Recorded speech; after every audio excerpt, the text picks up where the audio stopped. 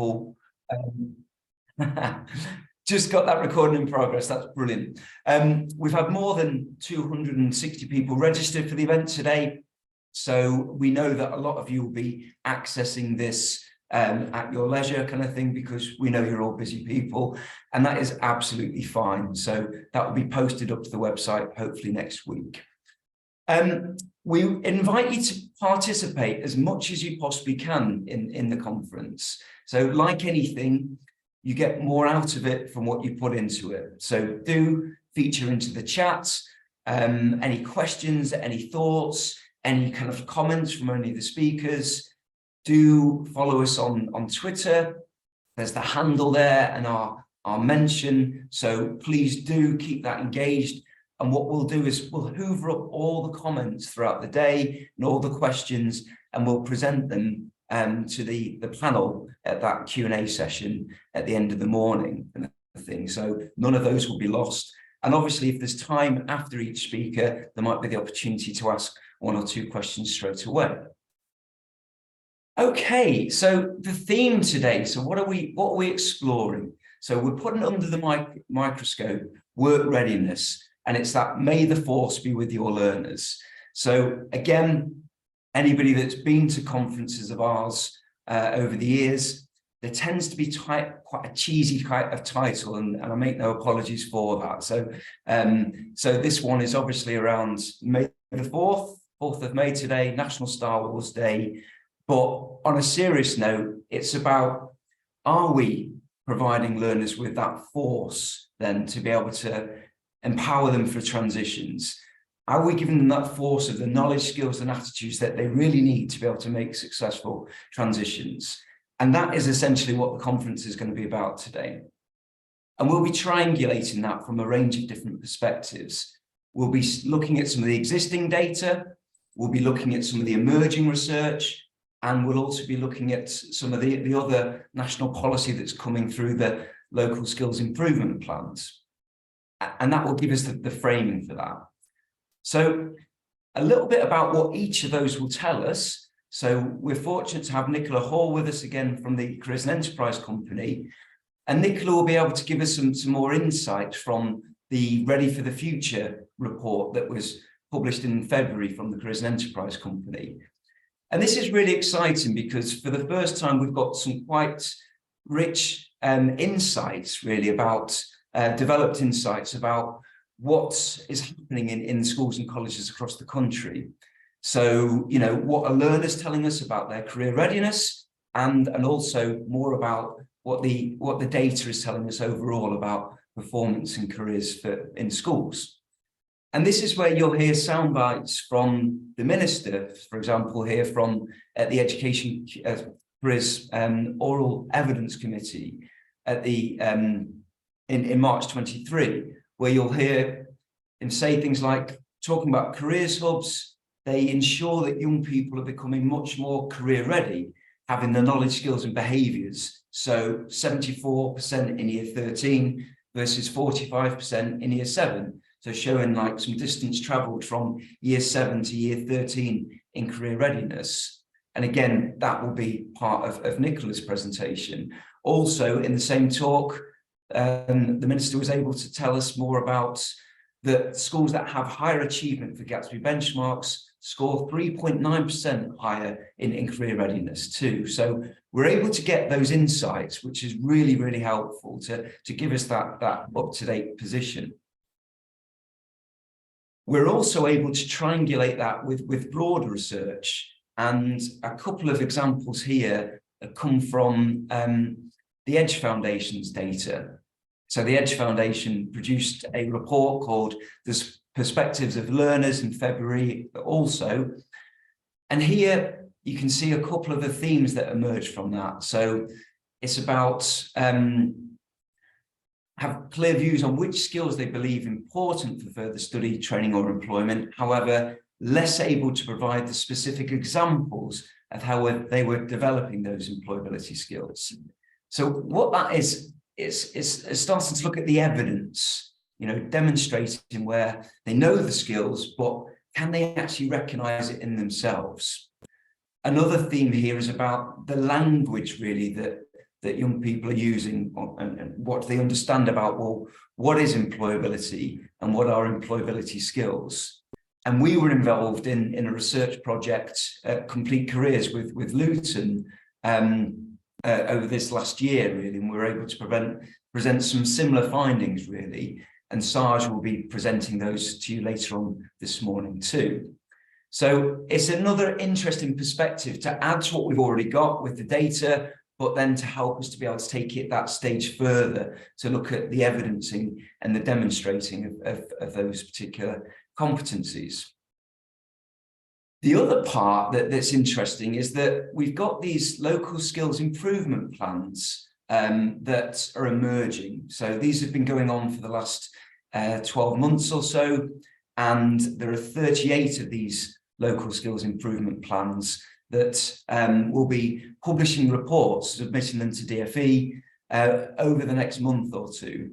And we should be able to get the data of that coming through already. So these skills improvement plans is about connecting employers, stakeholders, and providers together right at the heart of the skills system to be able to help further drive it. Some of the local areas have already published some early findings, really, from their LSIPs processes. One, for example, in Cambridge is already available, also one in London too. And what we see really is consistent things that we're used to, perhaps, for anybody that's working in the sector for the last 5 or 10 years. So it's things like skills mismatch, aspirations of learners being quite different to the needs of industry and business kind of thing, and needs of the economy. Cross-cutting themes about the new areas that we're aware of, digital and green, really coming through quite strongly. And then there's also things from this particular London report about providers currently focused on the qualifications on completing that process rather than the skills that young people might need to become more employable. And again, that's more of a spotlight of the system, the education system. But again, it's a dialogue that's been going on now for a good 10 to 15 years or so about, is the system overall working? Not just careers, the overall education system for equipping learners effectively. So these are the things that are emerging, so which is why it's fantastic to have that opportunity to put the spotlight onto career readiness today. So we've got some excellent keynote speakers lined up, and I'm going to hand over to the first in a couple of moments, really. And that's Nicola from the Careers and Enterprise Company, that would be taking us through that Ready for the Future, a review of the Careers and Enterprise, Careers and Education in England. We've got David Morgan from the CDI. We're looking at the CDI framework and how we can use that to build learners' work readiness, but also broader competencies too. You know, it's important not to lose sight, although the focus is on career and work readiness today, that careers is obviously far more than work readiness, and more about well-being as well, mental health and social justice too. Sarge will be joining us from Luton Council, and she'll be presenting some of the things that we did on this joint research project over the last year. And I'll be coming on again later on this afternoon to look at really about how guidance can really play a key role, and your guidance practitioner can play a key role in the work readiness impact review. We've also got 3 breakout groups, so you can choose one of 3, but remember they'll all be recorded, so you can access them again at your convenience. One is about career guidance, so building up on that theme about how your guidance practitioner can help you to impact measure your careers program, and Jenny will be facilitating that. Janet and Tracy will be talking us through about focus groups. Can learners talk the talk? To helping us to think about how things like the Quality and Careers Standard, which has got focus groups at the heart of it, can give you that data about the impact of your program. And finally, we've got Tony and Mariana from Travis Perkins Group that will be looking more about how we can turn the tables and use the insights from employers then those that are involved in recruiting young people, but also going into schools as part of career fairs and stuff. But they're both also doing the career development apprenticeship through Complete Careers too. So they've got quite a unique insight there too. So we've got some fantastic speakers, some fantastic workshops lined up. And I think the last thing really to say is a huge thank you to you all for joining us today, because we know your time is very precious and we're ever so grateful that you've chosen to spend it with us this morning. I hope you really enjoy the conference, and I'll hand you over to Jo now, who's going to introduce our first keynote. Thank you, John. That was a lovely welcome. Yes, I'd like to say a warm welcome to Nicola Hall. Nicola is the National Director of Education for the Careers and Enterprise Company. She's come along today to provide us with some valuable insights into the findings of the Ready for the Future report, but also update us on the CEC's strategic priorities for the year ahead. Thank you, Nicola. Morning, everybody. If just bear with me 1 second and I'll start to share my screen as effectively as I can.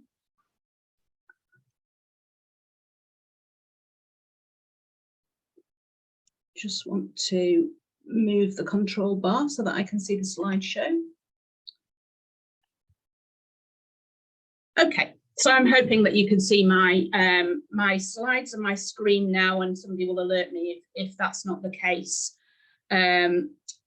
for the duration of me speaking to you. So good morning, everybody. It's an absolute pleasure to be back here with you at the Complete Careers Annual Conference. It's always a real pleasure to be involved in events which enable me to talk to and with a range of careers development professionals and practitioners from across the country.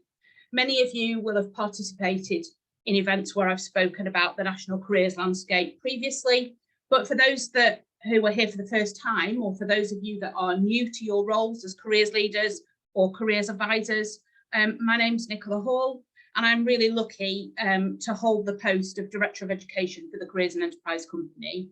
So the best part of my role is interacting and engaging with careers practitioners, the length and breadth of England. And I feel very fortunate that I spend a lot of time in schools and colleges doing that.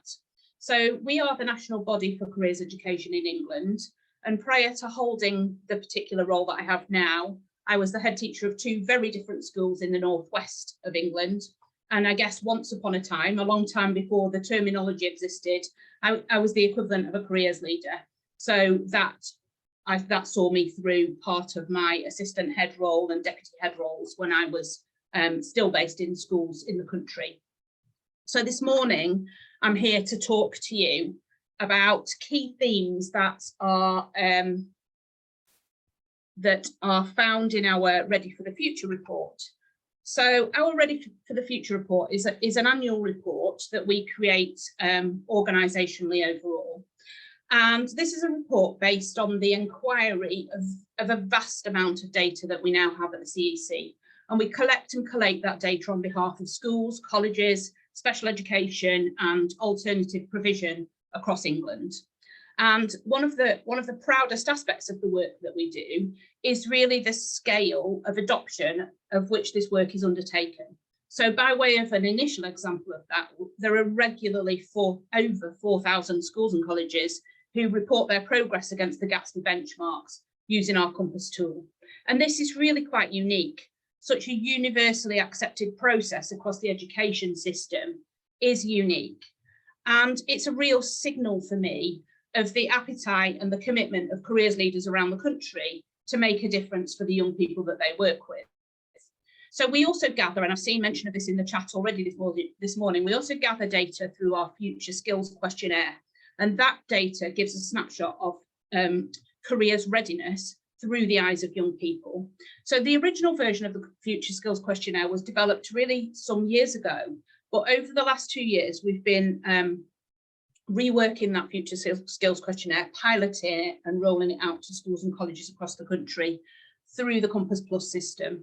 And so we are now in a situation where this is unequivocally the largest set of views of young people about their own career readiness, which can be captured at year 7, year 9 and year 11. And then also there's a kind of non-digital version which can be used in colleges at the moment. So that the pilot work and then the launch of Future Skills Questionnaire took place just over a year ago. And we now have tens of thousands, probably approaching 100,000 total completions of the Future Skills Questionnaire directly from the voice of young people at those different phases. And there is also a SEND specialist version of that questionnaire as well. So I'm not going to talk in detail about the tool itself, but in terms of measuring the impact of your own careers programmes, it's absolutely vital as part of the tools that are available to you. But we also recognise when we compile the Ready for the Future report that there is a wide evidence base and a wide research base around careers, which continues to gain appetite and impetus around the whole of the careers education landscape overall. And we use that as touch points when we're compiling our Ready for the Future report as well. So it's not just a direct lens on our own work.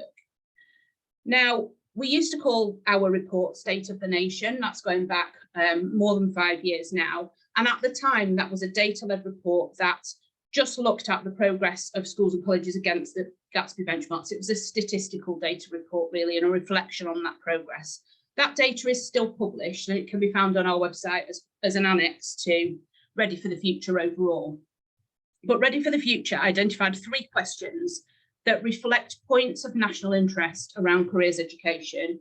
And what we've also done in the report is highlight what we found from the data, but also what is next. What more is there to do? Because as we all acknowledge, there is always more to do in this particular space. So this slide deck contains quite a lot of detail this morning, but it will be shared with you as part of the bundle from today's event overall.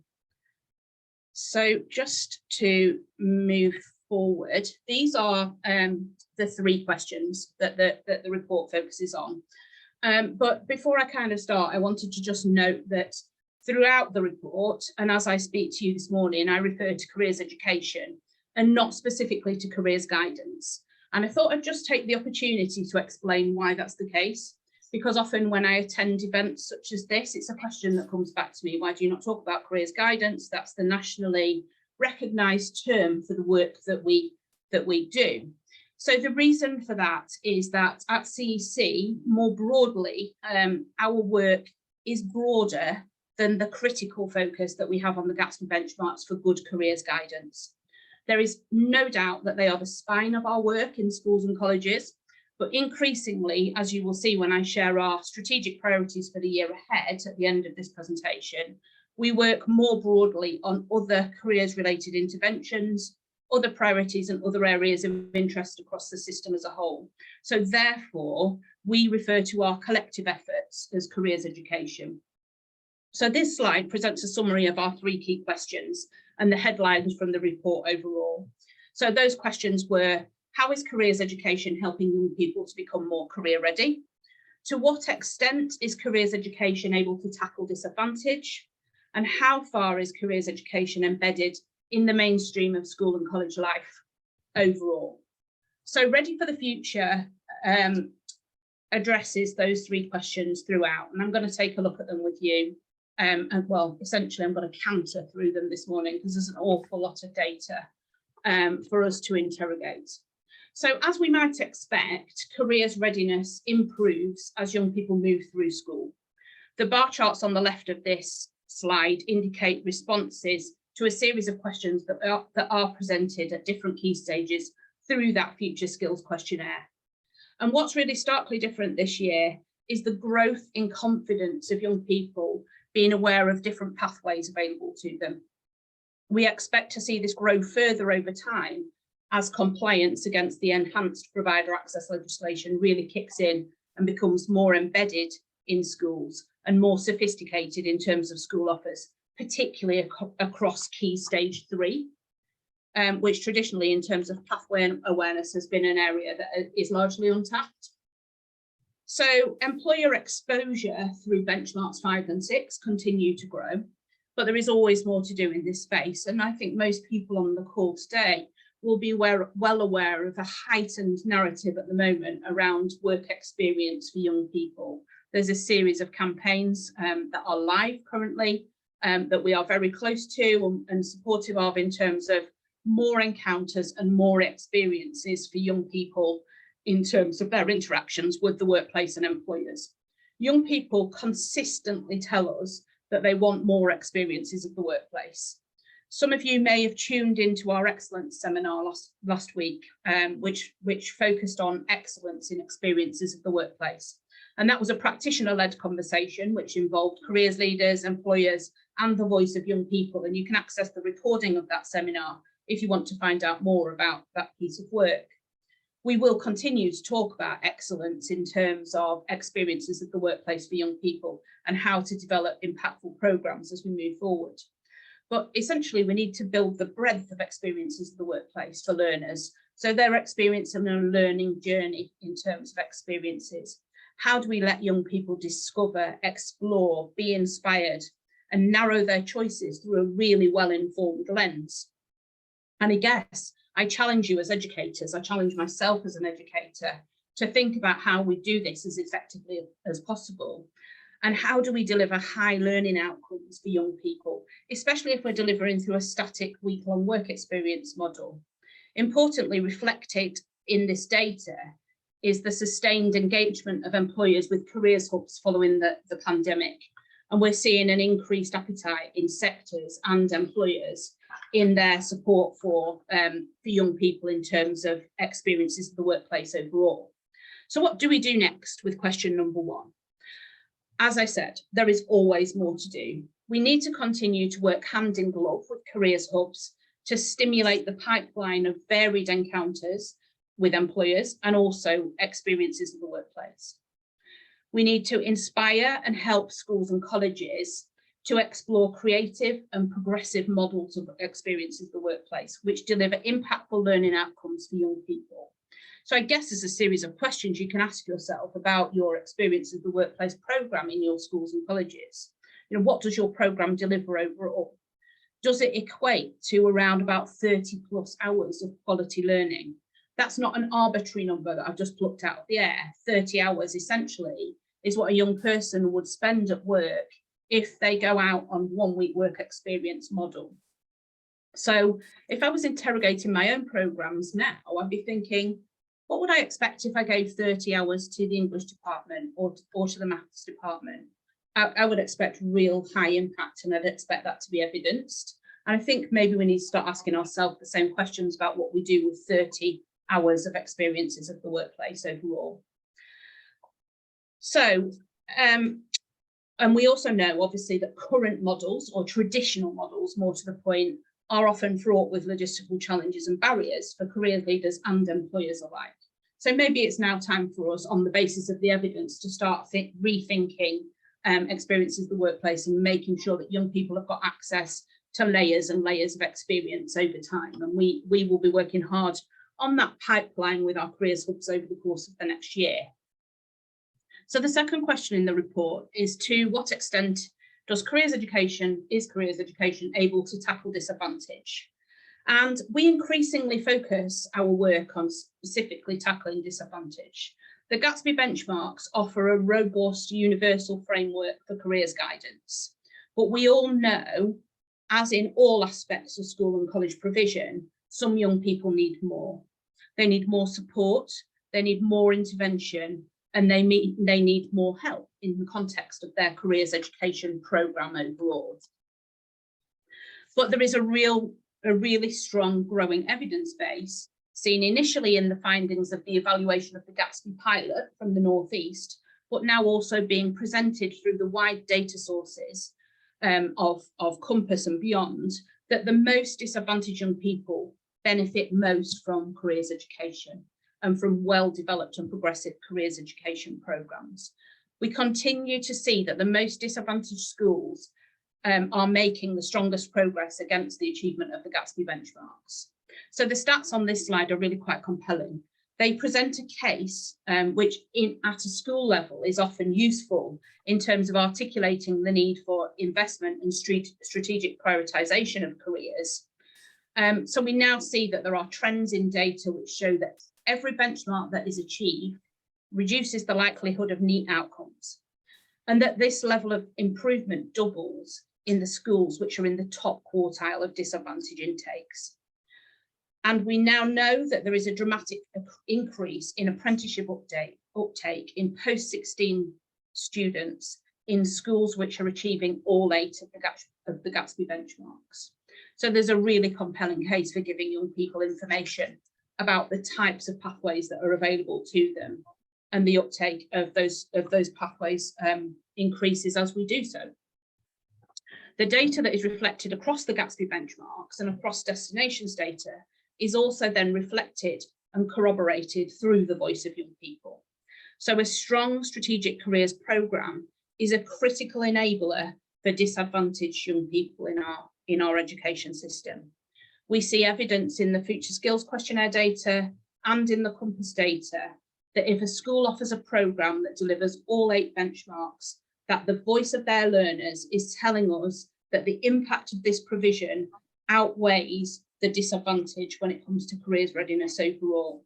So this is really starting to build the case from an evidence basis about the real vital importance of careers education across our education system overall. And as I mentioned, the schools with the highest preschool meal intakes are the most engaged, and they're making the most progress across these indicators in our schools. So we're not going to dwell on these graphs. You'll be able to see these for yourself in more detail when the slides come to you, and you can access the full report on our website. That's continually live. So what are the next steps though in terms of disadvantage? As with each question, of course, there is always more to do, and we see opportunities to move through the gears on ensuring that learners that experience the most disadvantaged situations have intensified support in the system. So we are going to continue to enable and encourage institutions to work towards the Gatsby benchmarks, and where possible, accelerate their pace. These evidence pieces will help with that progress overall. We now have a scaled and ever maturing network of careers hubs for schools and colleges to access. Over 90% of schools, special schools and colleges in the country have got access to a careers hub in their local area. And I often hear careers leaders, of course, talking about the fact that their role is a lone role in their schools and colleges. But I urge you strongly to engage with your careers hub. Be demanding of your careers hub. Your careers hub and its infrastructure are essentially your team members. They are your workforce, and they are there to help you and support you on your quest to deliver impactful careers education programmes. We're continuing and encouraging the continuation of wider investment in careers education. One clear example of this nationally is the Effective Transitions Fund that we're operating. This is around about its midpoint now in delivery, and this is a programme which operates in 10 careers hubs around the country, funded by JP Morgan. This is over and above the government funding that is put into the system for careers education. So we want to keep stimulating that wider investment. JP Morgan have invested in programmes which support effective and sustained transitions between year 10 and year 12 for the most disadvantaged and vulnerable young people within our education system. And this fund is starting to show some really interesting impact across the country. As time goes on, we will be able to share that back with the system more broadly. We will focus more intensively this year in our career hubs with additional investment into alternative provision and SEND institutions, and really enable careers hubs to drive their work further and faster within this space.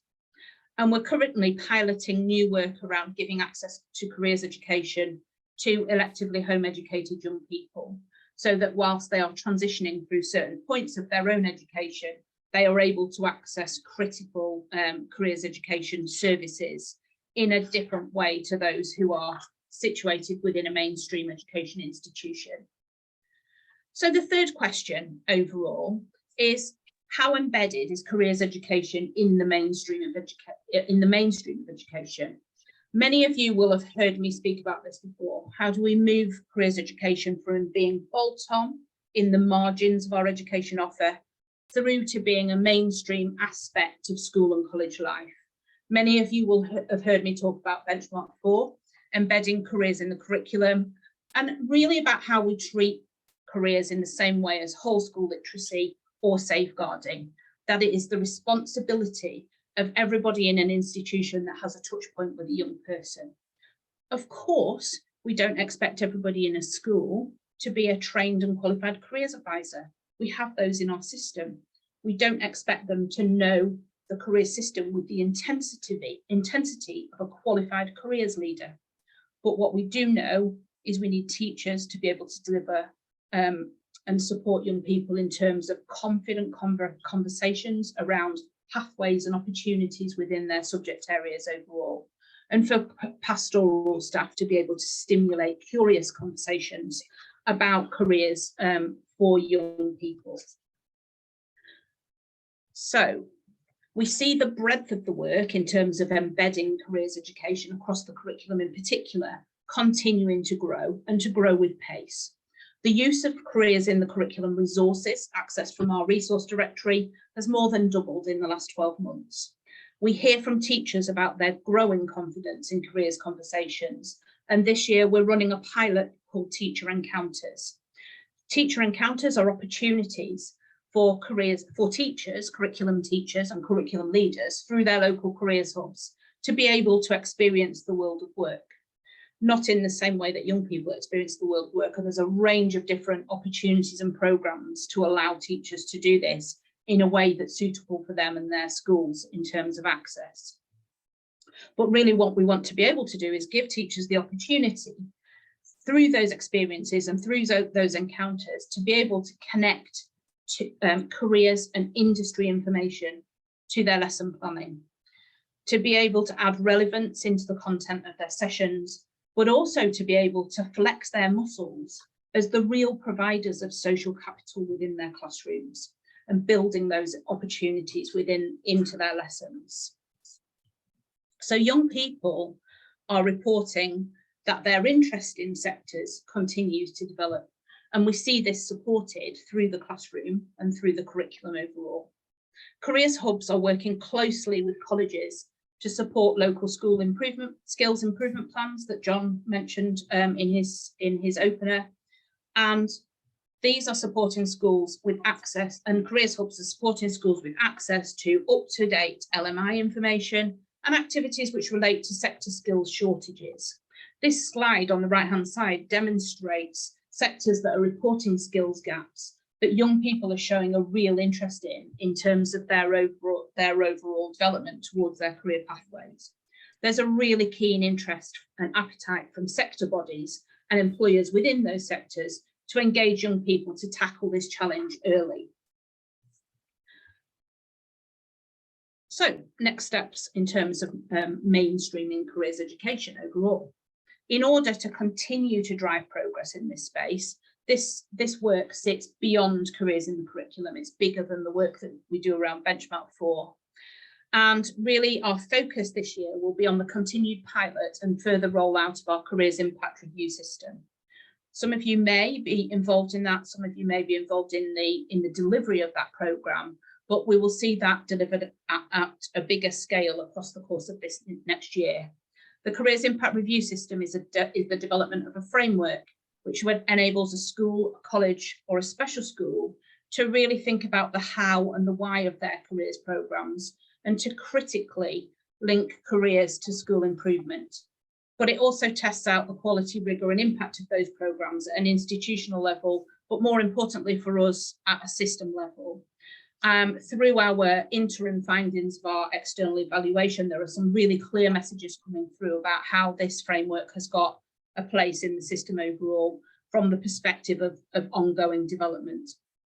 We know that careers leaders who have engaged in the careers impact review system are finding this piece of work useful and helpful in the context of them progressing towards the quality and career standard, and we believe that the two systems sit comfortably together. But also from a national perspective, we're starting to see a set of information that corroborates the validity and the accuracy of Gatsby benchmarks overall. So pushing back on the narrative that self-assessment is not robust, we are seeing that it absolutely is across the system, but we're also able through a series of national system reviews to be able to make comparisons across different parts of the career system through different lenses. So we can take themes of excellence We can then share best practice back to the system, but we can also start to address the challenges that are seen against different themes within the national career system, and we can tailor our professional development resources and tools to reflect those challenges and support the system as broadly as possible. So in addition to this, in October, we launched our primary careers related learning programme, which is called Start Small, Think Big.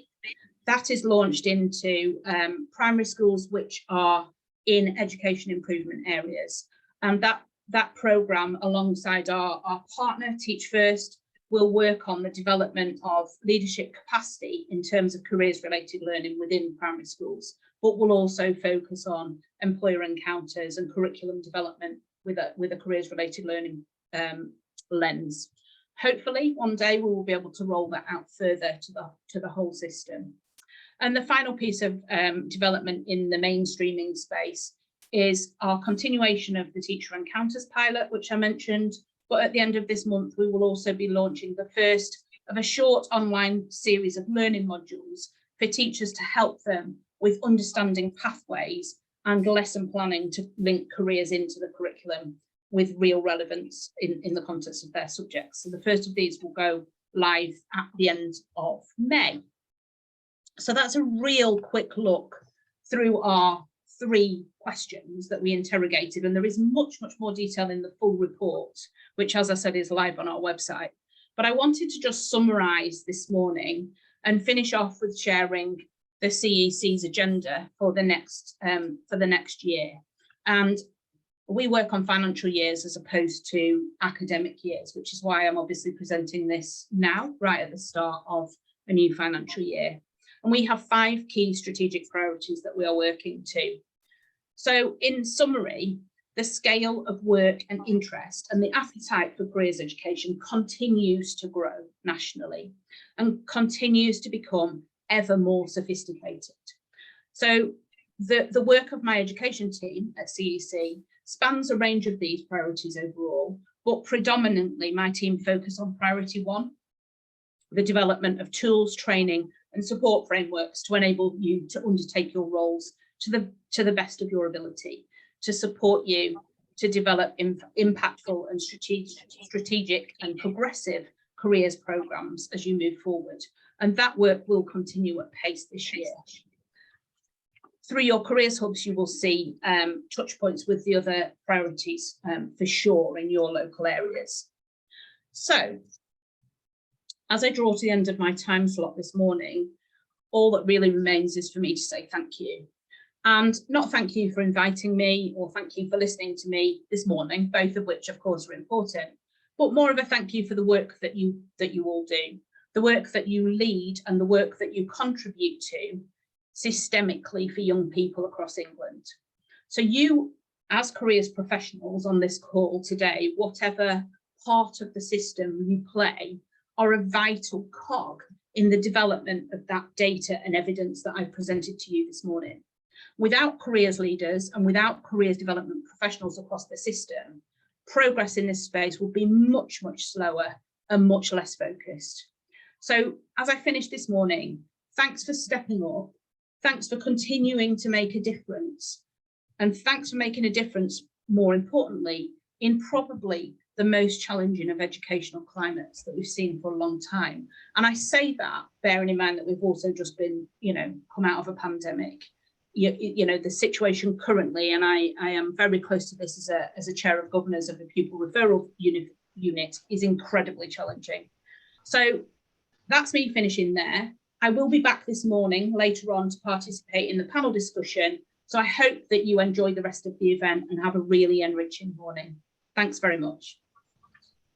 Thanks, Nicola. That was very interesting and has given us lots and lots to think about there, lots of data.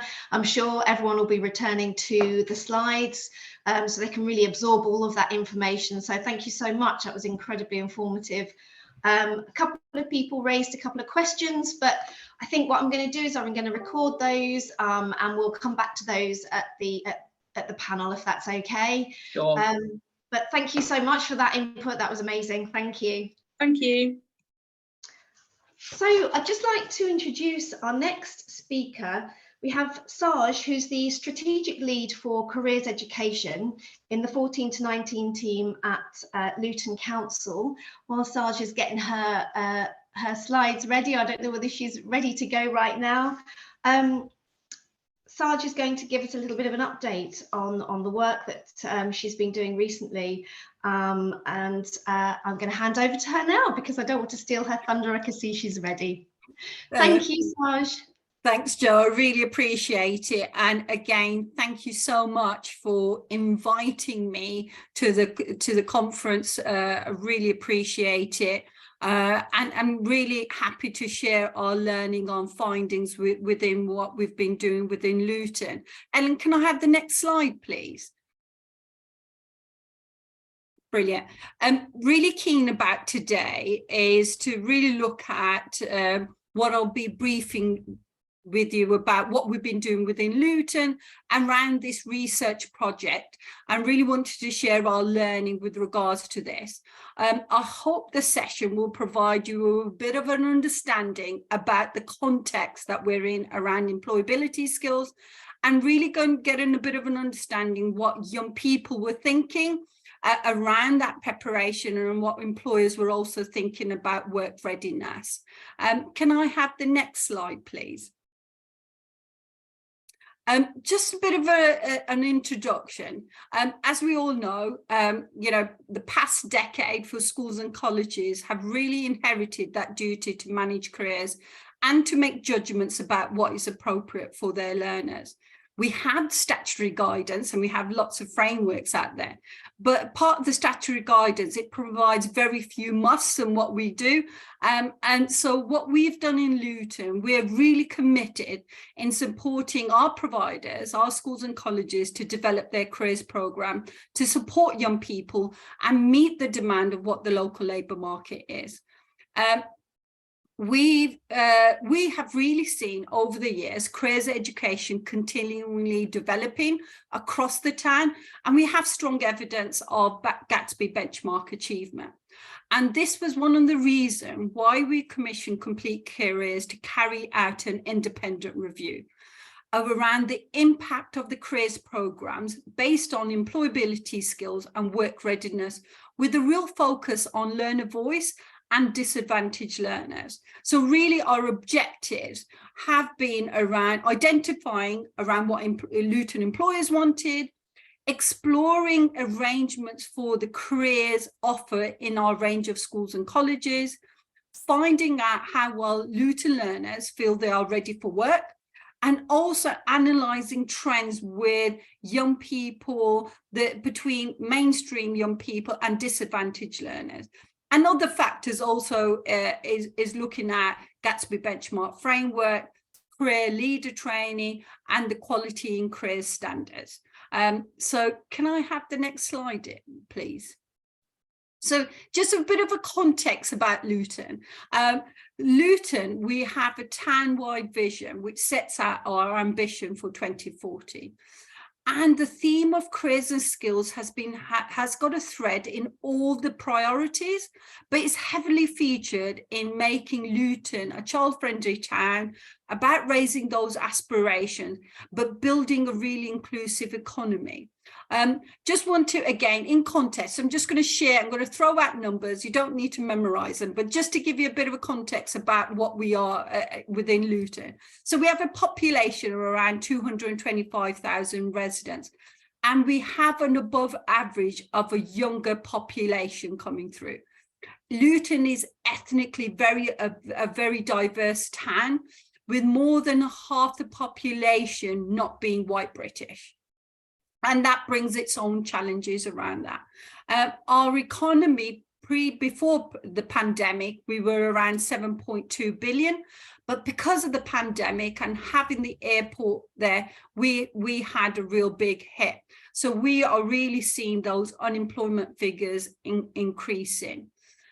Luton is ranked one of the 70th most deprived local authority in the country. And we have 4 wards in Luton that are within the 10% most deprived in the country. And 4 of those wards really have real high levels of child poverty. On the flip side, around our business as well, we have 30% of Luton businesses have real big skills gaps in their existing workforce. We have high proportion of low-skilled jobs, and we have an increasing level of in-work poverty as well. Just around education, we are part of the new education improvement area, so quite interesting to work around that. But we have around 83% of our children attending good or outstanding secondary schools. We have a very high proportion of young people on free school meals, and there is clear evidence of young people that have certain disadvantage indicators are most likely to become NEET and don't sustain a positive destination. So just giving you a bit of the landscape of what we're up against within Luton. Can I have the next slide, please?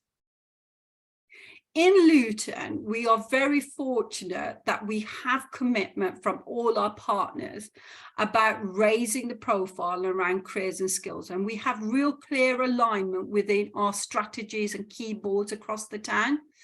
We do have it as a collective responsibility to ensure the local career offer is accessible and it's effective and it's meeting the needs of our local residents. And one of the things that I've been working on and within our team, we've ensured that we have several touch points to ensure that we're monitoring the performance around the integrity and quality of the careers offer. So just quickly, like touching these, is that we make sure the Gatsby benchmarks are done on a termly basis, and that we get that self-evaluation from schools, and we really buy in and work very closely with our hub. We also work around making sure that we have a progressive careers program, and we use the CDI framework outcomes to ensure that is happening around that. One of the things that we've also got a layer of, that we've commissioned an ex-Ofsted inspector to explore a model through the lens of school improvement, to making sure that that is being responsive to Ofsted personal development. And one of the things that we've piloted is looking at peer assessment reviews with schools and colleges working in triads, and that is currently being rolled out. And one of the other things that Luton Council does buy in and supports is around schools and colleges working towards a quality award. And we're hoping by the end of this year, we will have 90% of school and colleges within Luton achieving a quality award. So we have got very much a lot of layers around that, to making sure that careers and skills is really making sure that the quality in the career offer is there. Can I just quickly go on the next slide, please? Right, so the introduction to the research project. So this was really important for us. And we really wanted to make sure we got complete careers to have a look at making sure that they understood around the impact around that careers offer. And one of the things that they did do is look at the range of methods that they looked at to look as part of the research project. So some of that was literature review, some of that was looking at career leader responses to questionnaires. We also did some focus groups with employers and young people, and we also did a young person survey as well. And I'll go into a bit more detail around some of the findings around that. Can I have the next slide, please? Right, just about the literature review, and I was really quite interested in this, and I thought this was really key, just to get it to really understand the types of reviews that have been undertaken over the last 3 decades around key essential employability skills from a variety of sources. Can you just click a couple of times, Ellen, just to make sure we've got, once more and once more again. Thank you.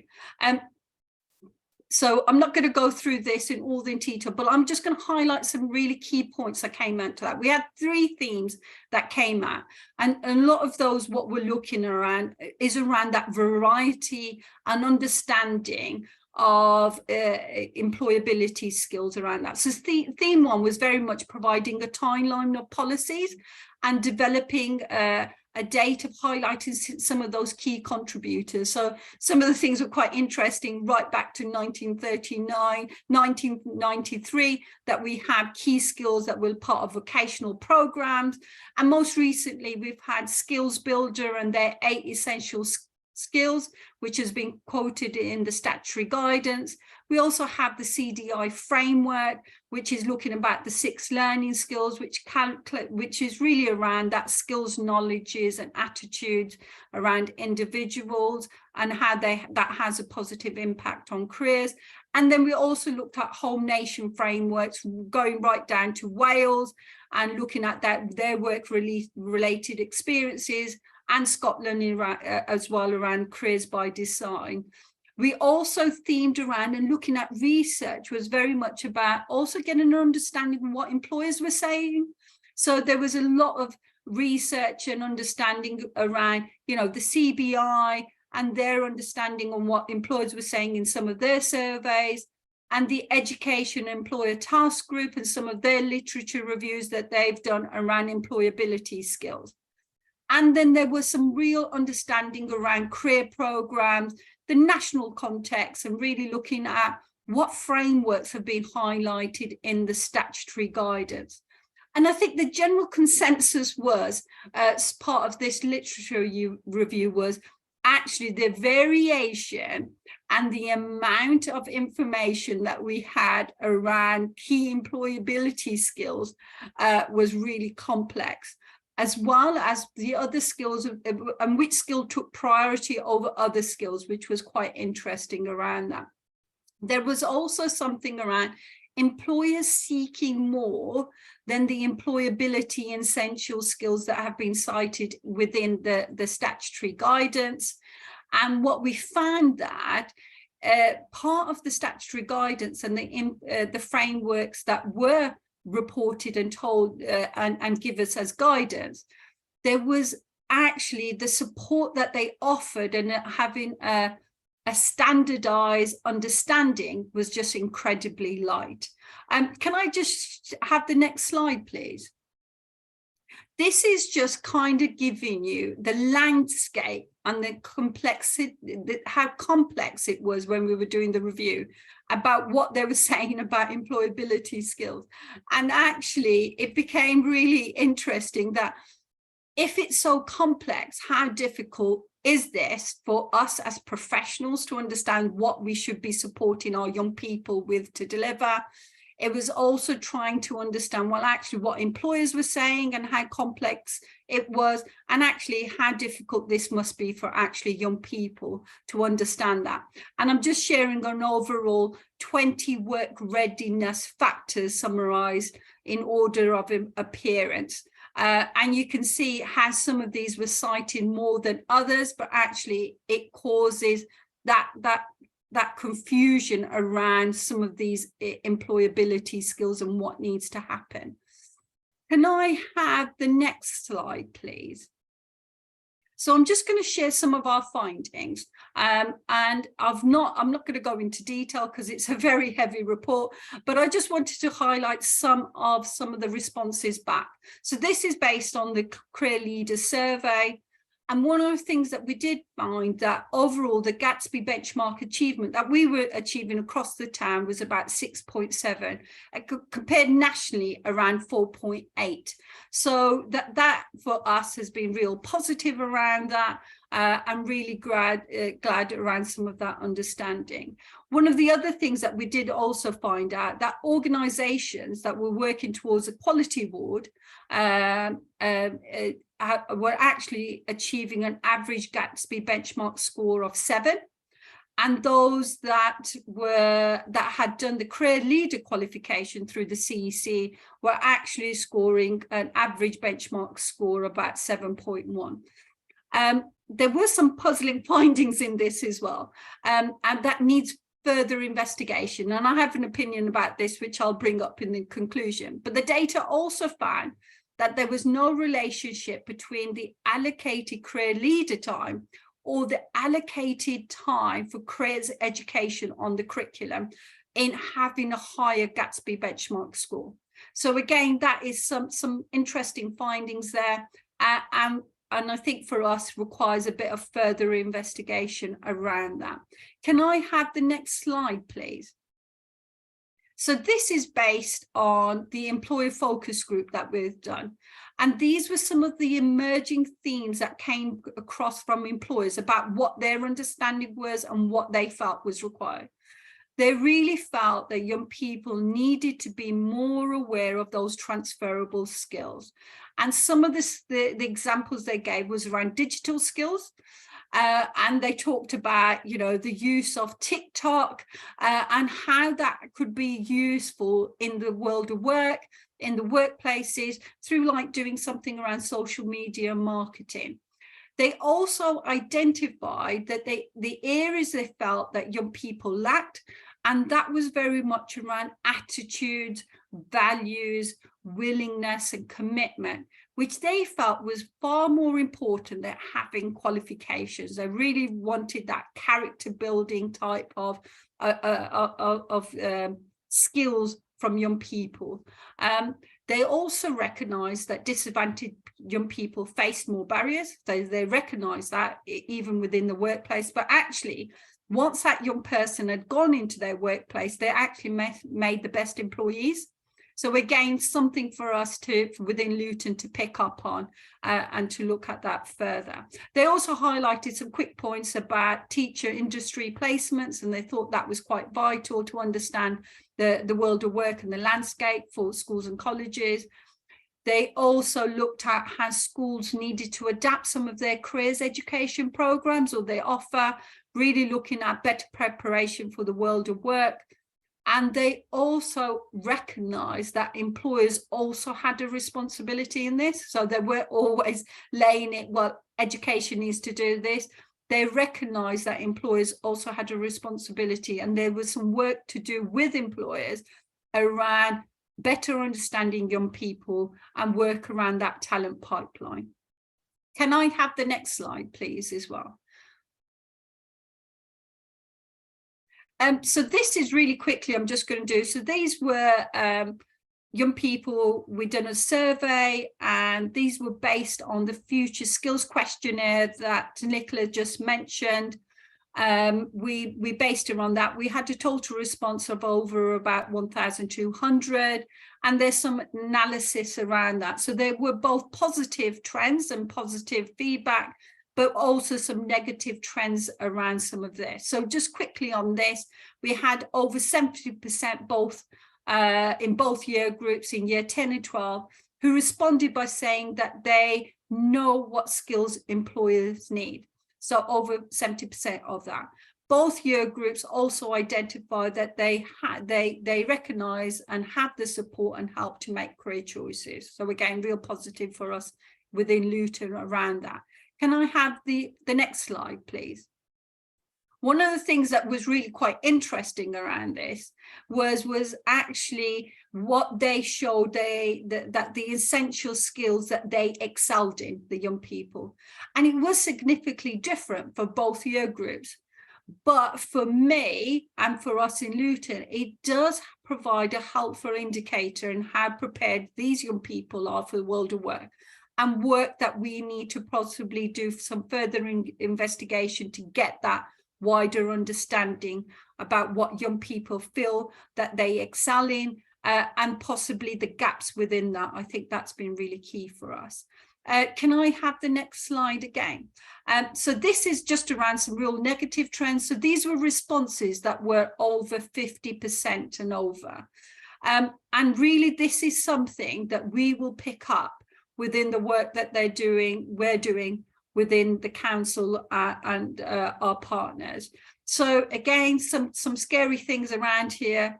Questions around, are you aware some of the types of businesses and employers in your area? Really over 50% responses around that, saying that they were no, not yet, and possibly they weren't sure about that, about employers. Do you know of trustworthy websites that can help you with the future? Again, some of the responses around that. Can I have the next slide?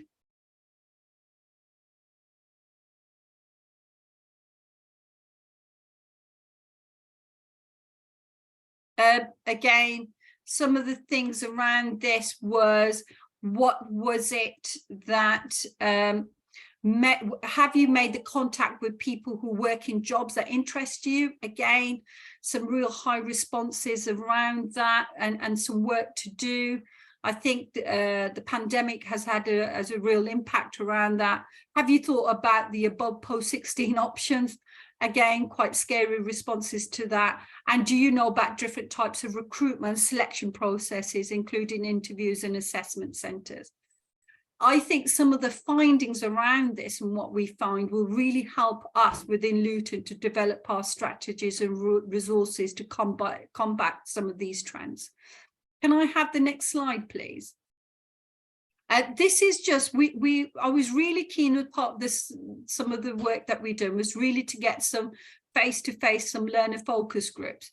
And the focus groups were identified with cohorts of students that were identified disadvantaged learners and non-disadvantaged groups as well. And the findings have been quite consistent with the survey, like not having good knowledge of local employers, but some of the things that were identified were quite key for us. So some of the things out of that, which I think is quite key, is that the learners could list what employers valued. So they can really say, yeah, employers value teamwork, they value communication skills. However, one of the things that they struggled with was describing their own personal strengths, that reflection, that linkage between the two. They really struggled to do that. And one of the things that also came at this from the work of the focus group was a gap within work readiness for disadvantaged learners, and actually a significant gap for year 12 students. So again, something that we can really have a look at. Can I have the next slide again? So just quickly going to summarize some of the learning around this and what this means and what we've learned around that. I think some of the our understanding of employability and essential skills feels a bit outdated. I think employers and most recent research and reports show essential skills beyond the remit of what Skills Builder is and what's being actually put in statutory guidance. I don't think there's any frameworks or simplicity around this, which I think just really complex the landscape. Employability skills. Ellen, can you just click around the... Brilliant. Click again. Yeah. And one more time. And I'll just run through. And one more time as well, please. Brilliant. One of the other things around this has been skills, employability skills are limited. What employers and what we found out, employers value far more than essential skills. They're really described in our focus groups around qualities and attitudes being far more important factors. And I'm not sure if this is the right terminology that I'll use, but those softer skills, I think they were putting more of a value on that. And maybe there is something around this that we need more of a holistic approach around requiring that knowledge and skills and attitudes at key transition stages. And one of the other things that came out of this, that learners or young people could talk the talk. So they were very good to kind of say, yeah, we know what employers want, and they could just, you know, fly off and give us a list of that. But actually, they were less able to walk the walk. Learners were able to describe those skills about self-assessment, but they were really unable to evidence this. And obviously, for us, that is something that's really key, and we really need to have a look at that as well. There was some real clear confusion for us around the school and college data. So real positive for us, quality and career standard and career leader training really has a clear impact on overall Gatsby benchmark scoring, but that no relationship between the allocated career leader time and allocated time with careers education on the curriculum requires further investigation. My opinion around this is very much around Gatsby benchmark scoring being a self-assessment tool. And I think some of the things that we have within Luton coming up around the career impact review and those peer-to-peer assessments will help to get some of that understanding about checking the integrity and the quality of what their offer is. Again, wider for us is around disadvantage, even though it's quite small. Around the scoring, it was quite significant around disadvantaged young people having the impact they have for work readiness for Luton learners. And again, this is going to be a key area for us lot to work around that, to making sure that we can really close that gap. One of the wider observations has been, Ellen, if you can click again, please.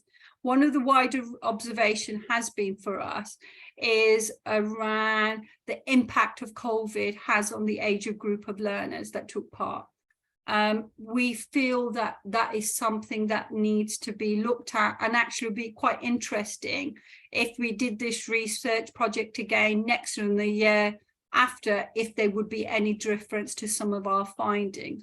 Also, what's been really interesting is the role of both schools and colleges and employers to be looking about changing their approaches to help young people become more work ready. And can I have the final slide, please? So this is just around the recommendations that came out of the report. I think those are really key, and we really want to be able to look at the series of recommendations based on the conclusions. And these recommendations are for us within Luton and what we need to do, but there are also recommendations, and I think that need to be shared wider with our national stakeholders around the careers guidance and Department for Education, Skills Builder and CEC, to have a look at some of those recommendations around what is required. I think for us within Luton, I think there's some real clear work around us about what we need to do, exploring disadvantaged young people being less work ready, what resources and training that we need to connect to make sure those skills and interests and experiences are supporting some of that work with our schools. Really continue to work with our local employers around that, to making sure that they are looking at some of those capabilities and within, and increasing awareness within their own employer groups around that. So some of the things we will be taking back this to our boards, presenting the findings and putting this in some action plan and some of our local strategies to see how we can take this forward. And just quickly with the partners and who am I to put this as recommendation, but really keen, and it's a request, is really trying to look at, does there really need to be a review around those essential skills that have been quoted from the Skills Builder Partnership? We really need to look at that. And maybe there is some work around looking at more of a holistic approach and really looking at some of that literature review that has been published to see what needs to happen. I think it's really key around that. I think the DFE really needs to develop some kind of strategy and some standardized framework to really look at that work readiness. And I think there needs to be some real recognition around having the quality award and career leader training does really contribute about the achievement of around those Gatsby benchmarks as well. There is something for around the Careers Enterprise Company. There was some around reviewing some of those FSQ questions, and think, you know, they're very much based on the Skills Builder, and does there need to be a bit more around that?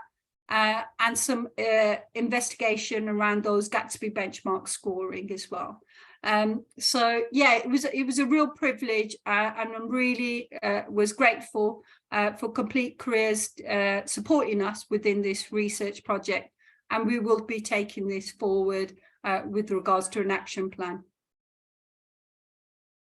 I think that's it from me. I think we'll wait for questions for when we're sitting within the panel, but if there's anything out there, I'm quite happy to take them now. Thank you, Sarge. That was fantastic. Really, again, such a detailed report, and all the data showing, you know, kind of what's going on in Luton, painting that picture of, you know, what's going on in your area. I thought it was really interesting, especially talking about the, you know, the importance of the attitudes and values and that sort of thing, and also this, you know, your comments around skills builder. Do we need to be limited by those 8 essential skills, and do we need to be thinking much more widely? So thank you so much for that. I think what we'll do is we will probably save questions for the panel at the end, if that's okay, rather than address any now, because I think everyone's probably fairly keen to have a little bit of a screen break. So thank you so much, Sarge, for that input. That was a brilliant presentation. Thank you again. So yeah, we're going to have a screen break now for 15 minutes. So please feel free to go off and make a cup of tea and do whatever you need to do. And then we'll rejoin you at 11 o'clock when we have David Morgan from the CDI joining us. So see you in a little while.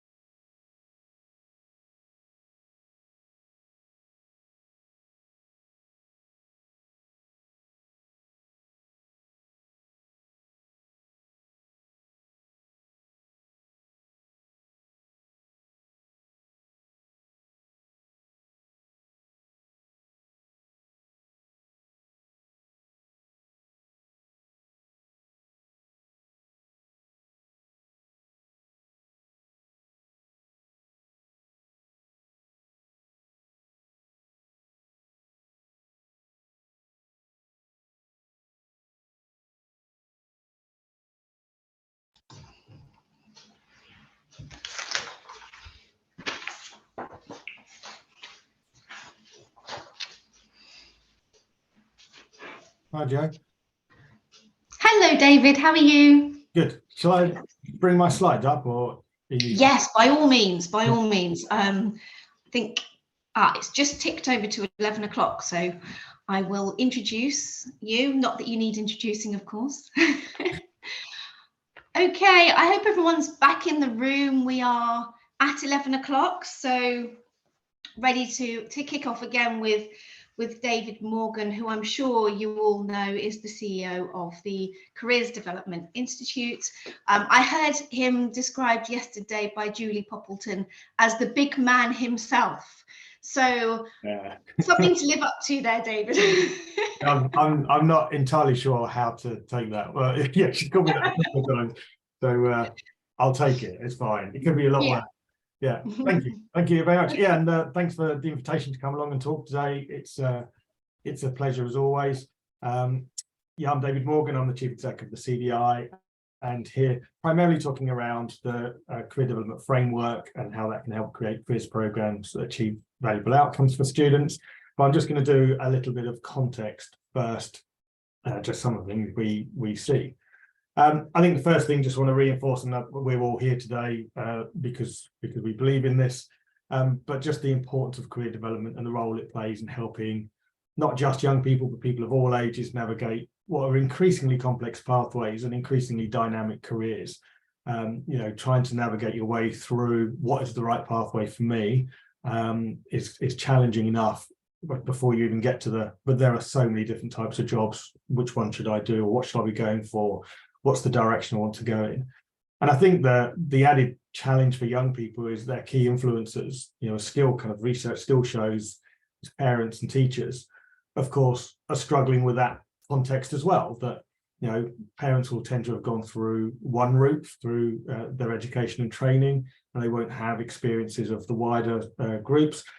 Young people tend to have people around them in their family networks who've gone through certain routes but not others. And similarly with teachers, so trying to stay abreast of all of this is really challenging.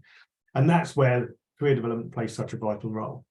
And it plays a vital role for the individual, but it's also really important for the wider economy and society. And part of what we do is champion the benefits of career development in terms of what it can bring to the economy, in terms of the productivity challenge, the short-term skill shortages we've got at the moment, the longer-term skills needs for us, a net zero economy, for an AI automated digital economy, plus kind of all the ongoing social needs of things like levelling up or social mobility and so on. So it can play a key role, not just for the individual, but the sum of those millions of interactions that happen every year are really important.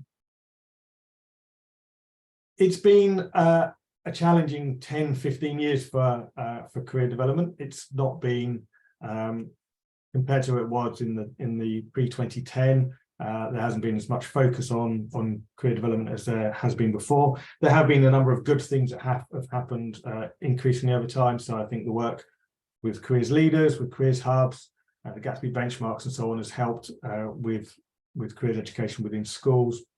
And there are some signs that career development is starting to get attention again. So again, we work with our members, but just kind of listening to people across the profession. There have been a lot of challenges. There's still a lot of concern about a number of areas, which I'll come on to in a minute. But there's some good things happening. So Careers and Enterprise Company are running the pilot in primary schools. And we've been saying for a long time, careers education is to start at the youngest age so that people keep their perspectives of jobs wide rather than narrow them.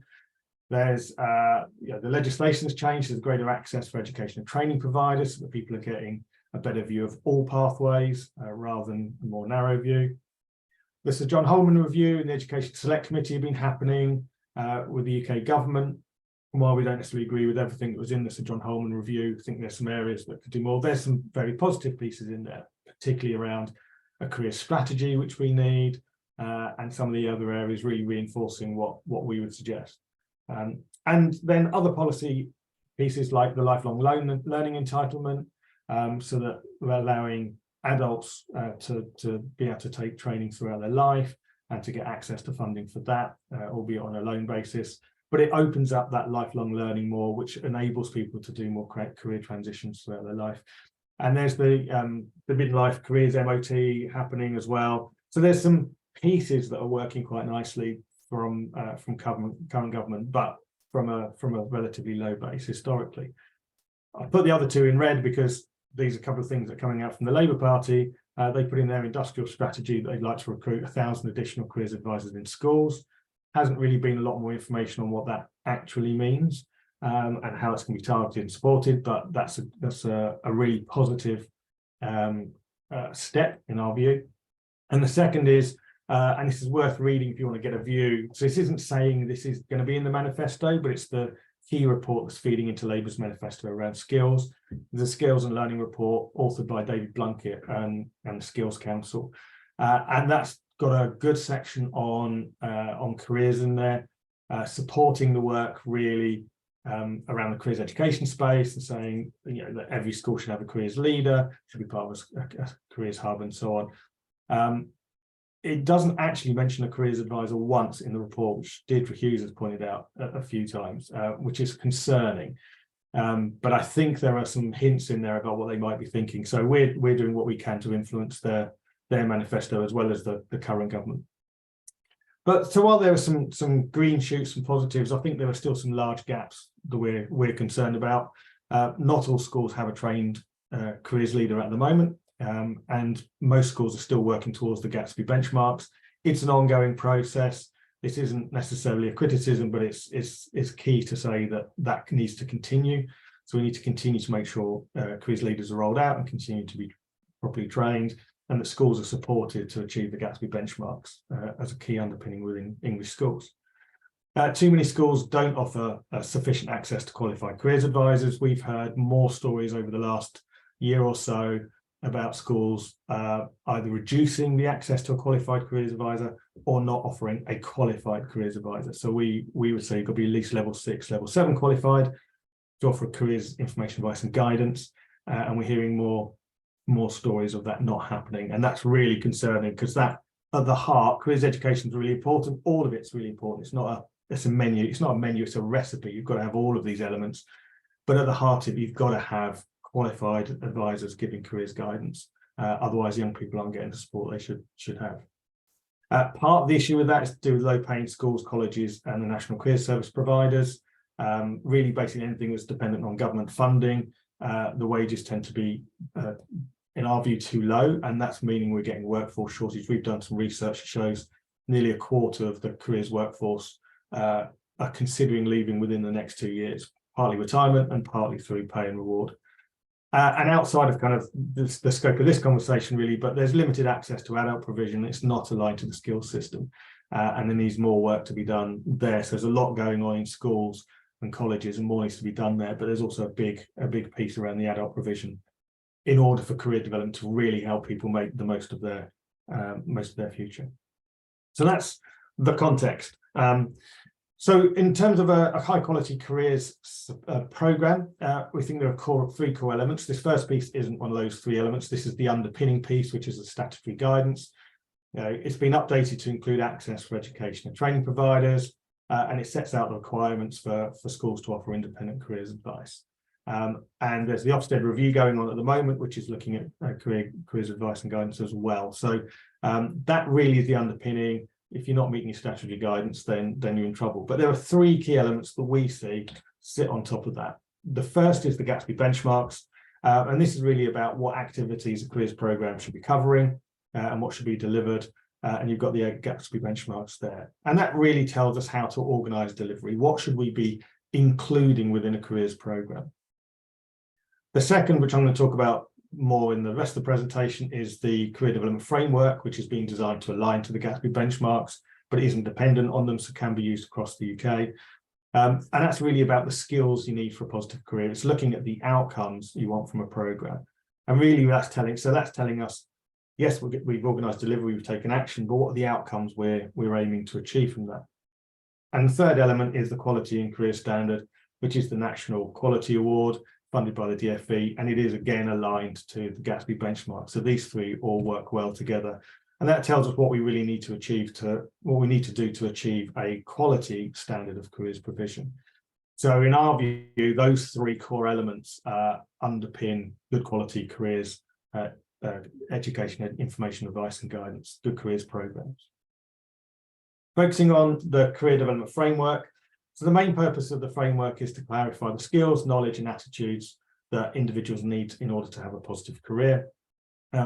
We're being quoted within the statutory guidance twice in terms of the framework. Schools and colleges can consider using the framework to shape career learning outcomes within the careers program. So it helps you shape that, and it's got some really useful resources and outcomes. So really good to be quoted in there. Just very briefly, the history of the framework is been linked to the Gatsby benchmark since 2018. We launched a new framework in April 2021 to bring it up to date and reflect changes within the system. That was developed in consultation with around 300 careers experts and practitioners and a range of stakeholders. So it is designed to be relevant for practitioners, and it's actually designed to be relevant for all practitioners. So we are looking at taking into the adult services space. But it works across primary, secondary and further education now. Any practitioner could use it, but really it's the resources and the contextualizing of it has been designed around primary, secondary and further education. So at the heart of the framework is the 6 learning areas. So this is the kind of the core of the program, the core of the framework. And for me, there's a key element there. Sometimes I think people, particularly outside of the career development profession, see careers as being about, I've learned all these skills and all this knowledge in my education, and careers is there to help me showcase those skills to an employer or my next step of education and training. But actually it's not. I mean, yes, it's there to do that partly, but it's there also to give you additional skills, essential skills that are there to help you have a positive career. So it's about learning skills in its own right, rather than just showcasing those you learn elsewhere in education, which is why we refer to careers education. And those 6 key areas of skills are listed here. So you've got growing throughout life, by continuing to learn, by reflecting on yourself, looking at your background and your strengths. It's really that element about understanding yourself and continuing to understand yourself throughout life. So you can reflect on where you are, what you want to do, and so on. So you can't really consider your career opportunities going forward without understanding you first. What do you want? What do you like? What do you do well at? What do you need to consider in terms of your own situation? The second is around exploring possibilities. So really making sure you as an individual are exploring the full range of possibilities to help you learn about the different organizations, about how to get employed or to move, what the culture is and how you might respond to that. So it's really that exploration and taking some responsibility for getting out there and understanding the world. The third is about actively managing your career. So how you make the most of an opportunity, how you step into things, and also the element of resilience, so how you learn from setbacks that may come up, because we will all have them. Young people now will have them. They're likely to have more career changes than we've had in our career. So they need that resilience. They need to know how to keep managing beyond that. And linked to that in a way is about creating opportunity. So it's about being much more proactive in your career. You've identified where you want to go to. You've identified the opportunities you would like. So how do you make those happen? So that might be building networks. That might be engaging with new people in different ways. But also it might be things like you're in an organization, a larger organization, you think, I'd love to do this job, but it doesn't actually exist. Do a business case, put together an argument that says, well, we need this job and I'm the perfect person for it. So it's that proactivity of not waiting for things to be given to you or done to you, but you're actually saying, well, I'm going to make a decision and drive this forward. Part of your decision making throughout your career will be balancing life and work, and that might vary through different stages of your life, but it's really understanding that you do need some work-life balance, that you need to balance your working career with the rest of your life, with your other interests, your family and community. And we do think of a career as broader than just purely the work, but it's how you go throughout your life on that. So that's really important, and it's really important you've got the skills in order to continually review that. And finally, you've got the bigger picture. So what is happening around my world, my own world of work? So what's happening in the economy or politics or society that could affect me? Is the sector I'm in one that's growing or declining? Are the skills I've got ones that are increasingly valuable or less valuable? What should I be adding to it? What might happen to me?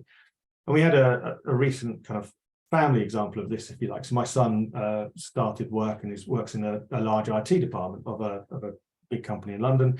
And he's loving it. It's fantastic.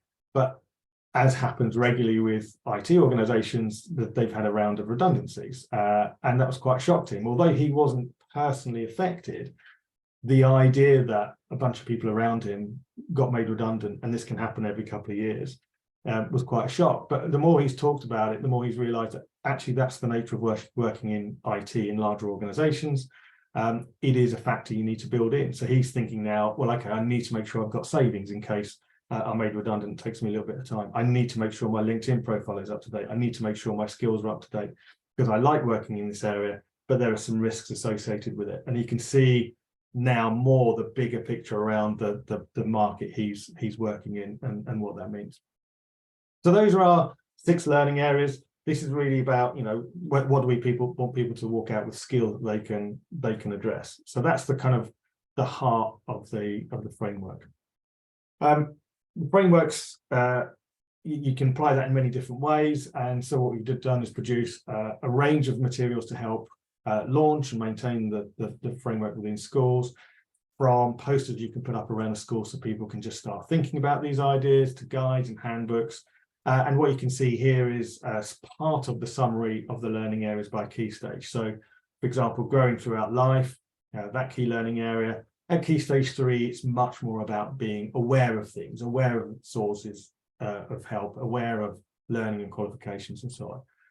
Key stage 4 is about starting to be more positively engaging with learning, more positively engaging with a lot of these things, whereas post 16, is much more focused on actively seeking out help and support. So it's taking responsibility and it's being much more active. So you can see how the framework has been designed for each of the key stages, so that it's relevant. So the 6 learning outcomes don't change, but what it means within the key stages does. There's also resources such as audit templates. So one of them is an audit, so you can look at your existing activity and map that to the framework learning areas. There's a template to create a plan, link to the learning areas and so on. So you don't have to stop what you're doing completely, start again. You go, okay, well, how do I map this? And it's a way of kind of auditing and check stepping your current program, as well as identifying things that could be beneficial going forward. We've also got a few case studies. So some are video, some are written.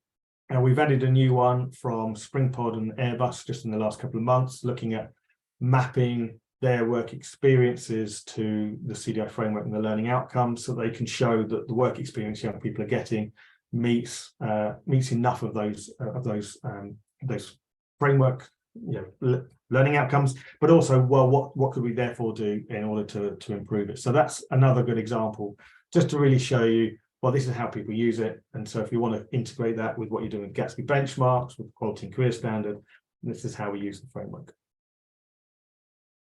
And finally, I just want to kind of go through how we see using the framework, as well as other elements that have been raised today and ongoing, kind of help kind of put in place a really good quality careers program. So starting really with a career strategy and a whole school approach, appointing a trained careers leader is really important. Careers and enterprise company, careers leader training is still ongoing, and using the framework to help inform the strategy outcomes. So, what are you going to do and what are the outcomes you're looking for? And then with a quality and career standard, and how are we going to make sure that that's at a quality level. Helping young people widen their career perspectives and avoid narrowing choices is a really key one, and starting as early as possible. And that's why we moved the framework down to starting from primary school, so it goes all the way through the school and college system. But it's really, really important to start that as early as possible, so that young people don't narrow their career choices, and they're keeping their perspectives as wide as possible, up to the point where they've got to make some actual decisions. Ensure both actions and outcomes support young people, and that's about linking the Gatsby benchmarks and the career development framework together, so you can making that connection between what am I doing and what outcome am I getting from it. Learning from others in the locality and showing best practice, and I think there's been some conversation in the chat about that. But yeah, join your local careers hub. And also you've got access to the CDI regional meetings. So they're run by members, but they're intended for CDI members, but also you can come along as a non-member and just meet people in your local area. So have a look on our website for when those are running. Really want the need to allow meaningful conversations that support young people to make the right career choices for them. This is the piece I was saying, the information, advice and guidance is really at the heart of it. And that's important that that's carried out by a qualified career guidance professional. And we recommend minimum 45 minutes for those interviews. And that's a key area we've seen a decline in probably over the last year or so. Examples down to 15 minutes, not available to every student. And it's just access to the resource. But we really recommend that 45 minutes is the minimum time for that, because you've got to build the trust, you get the young person to open up and reflect, and you've got to then guide them through coaching to get them to where they need to be. You can supplement it with a lot of other things around it, which can help. But really, I think anything you can do to move towards or meet the 45 minutes minimum is really valuable. Ensuring young people have valuable experiences of the workplace, and we deliberately use experiences of the workplace rather than work experience, because actually it's those multiple experiences in different ways that's really important. Work placements can be part of that. And we've kind of challenged in some of the policy side where some people have got very excited about mandatory work experience. Well, actually, that's only part of it. If you make that mandatory, other things may go by the wayside. But it's work placements, industry visits, occupational talks. You've got people like speakers for schools, education and employers, and can help you get volunteers into your schools, as well as those locally. So, yeah, really important. Allowing young people to make informed choices on academic and vocational pathways. There's still a gap between those and what people are provided with. So really ensuring that young people get information on all the pathways to achieve their career goals, so that they are best informed and they can choose the route that's best for them, There isn't a best route, it's a best route for an individual and what's right for their situation, how they learn, what they want to achieve, and so on. And then finally, it's kind of a bit of a repeat, but I'm going to say it twice because it's important, making sure all young people have access to an expert, impartial careers advisor. The careers team within a school, college are really important. You've got the careers leader role, but the careers advisor is also really important. And that's somewhere we've seen a lack of focus a little bit in terms of the policy arena, which we're pushing hard on.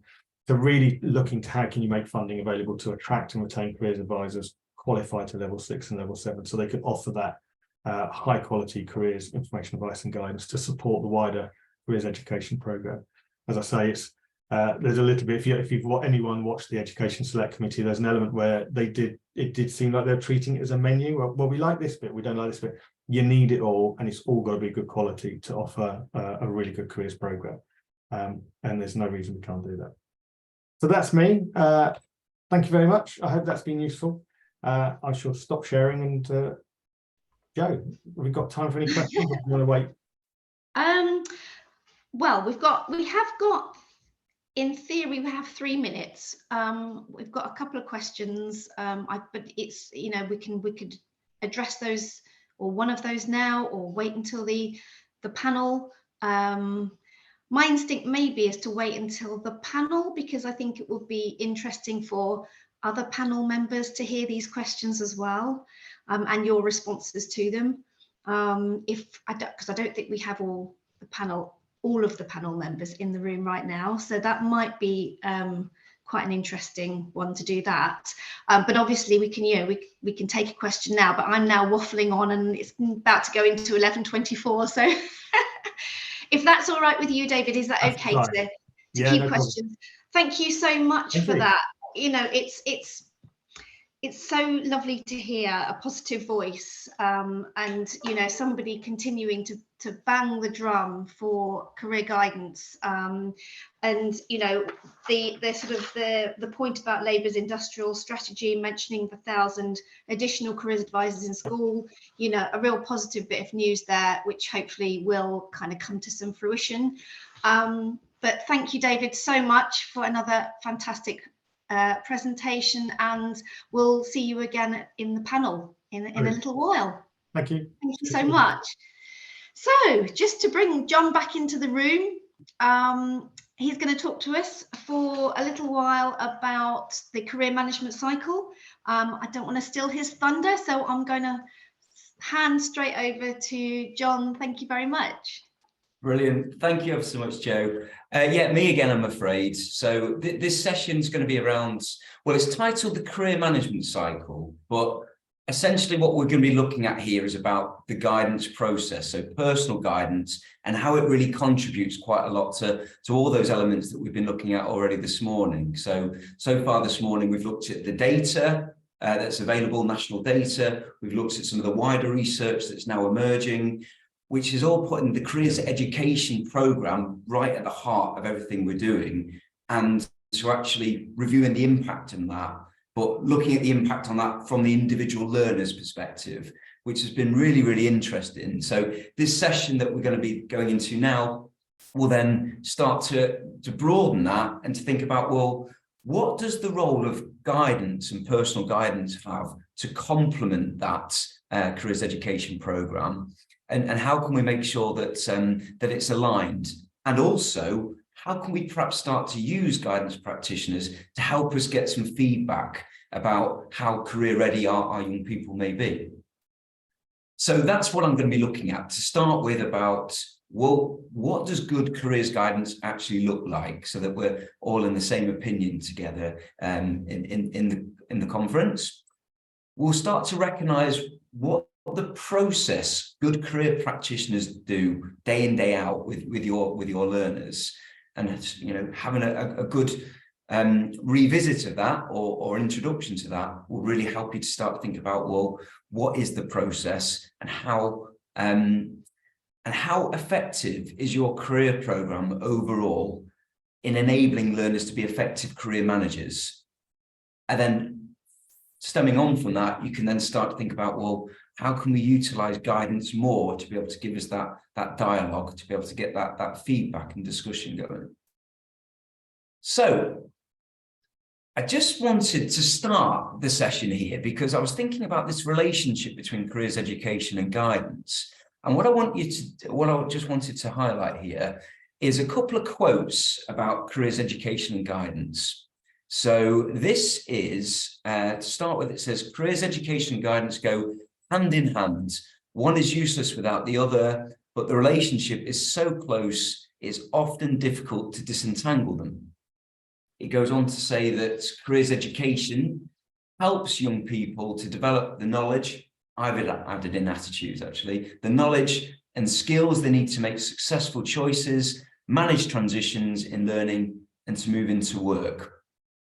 On guidance, it talks about guidance aims to help young people to use the knowledge, again, I've added in attitudes, and skills that they've gained from careers education, from the programme, when they're making decisions and moving towards transition points then. So that all seems fairly straightforward. And that was actually taken from a publication called CEG in a nutshell, Careers Education and Guidance in a nutshell, from way back in 2004. And I'm sad enough to actually have my own publication of that still that I keep for reference in the office here. It was really, really useful at the time. And this is a slide I actually used more and more, back in 2005 and 6, and originally perhaps on a annotate on a OHP kind of thing. So, but the reason I'm sharing it today is because I think it's really important to reflect on this then, because I think we're nearly 20 years in then, really, since that publication was produced. And a career is certainly very different to what it would have been 20 years ago. But I think the relationship that's described really between what careers education is and what careers guidance should be is still very much the same.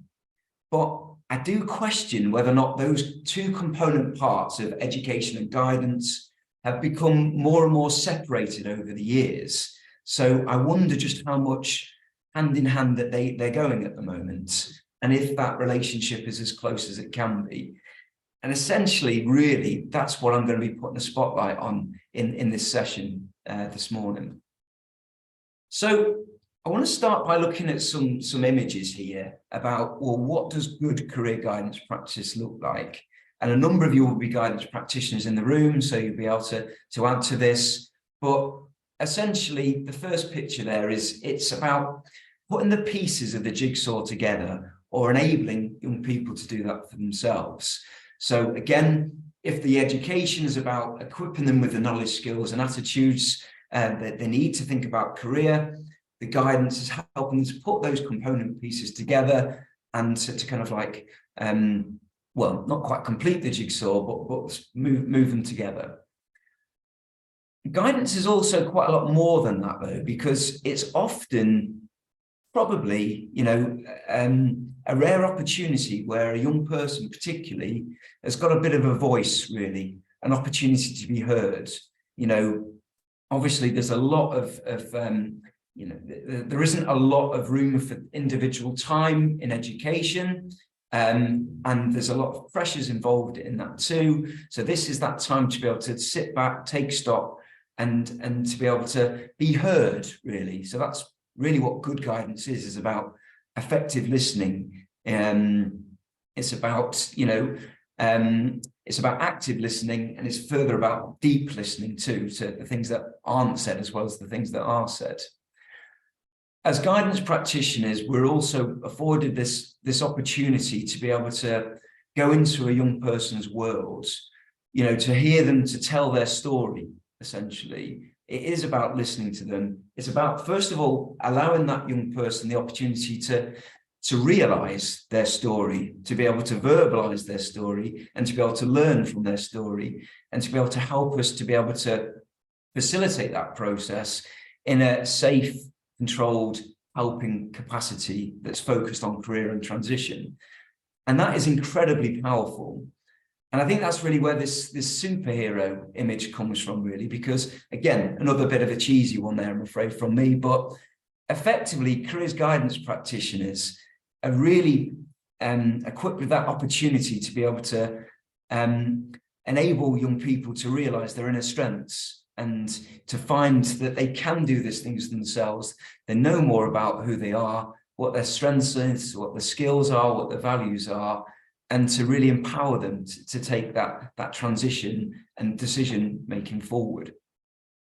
The last two there is, the first one is I've got this kind of stress image going on because there is a big pressure pot that's building quite often in education, especially as guidance is right at the end of education in like year 11 or 13, just before a transition. Quite often we see learners, and they can be a bit like rabbits in the headlights. It's like so much going on, you know, help kind of thing. And I think that's really important, because what we can do is we can alleviate some of that pressures. We can take away some of the stigmas and some of the expectations about what's expected of them, to say it's actually okay not to have planned the rest of your life out at age 15 or 16. If anything, actually, it's quite helpful to not have done that, really, and to do it more based on your skills and strengths and those career management competencies, which I'll come on to in a moment or so.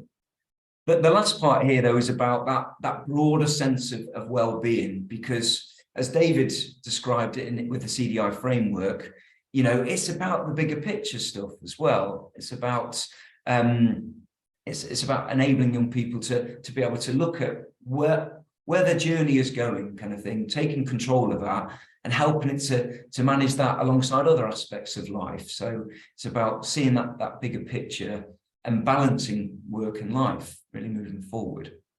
So that's what good guidance does, and that's what it looks like, and that's what guidance practitioners are doing day in, day out.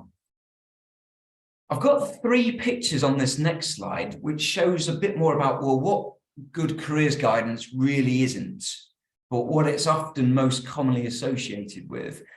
And I wonder if anybody wants to put anything in the chat at this point about what do we think any of these pictures might be representing, really, about perhaps some of the main kind of like, you know, expectations or misconceptions about what guidance is. So I'm just going to see if I can find that in the chat.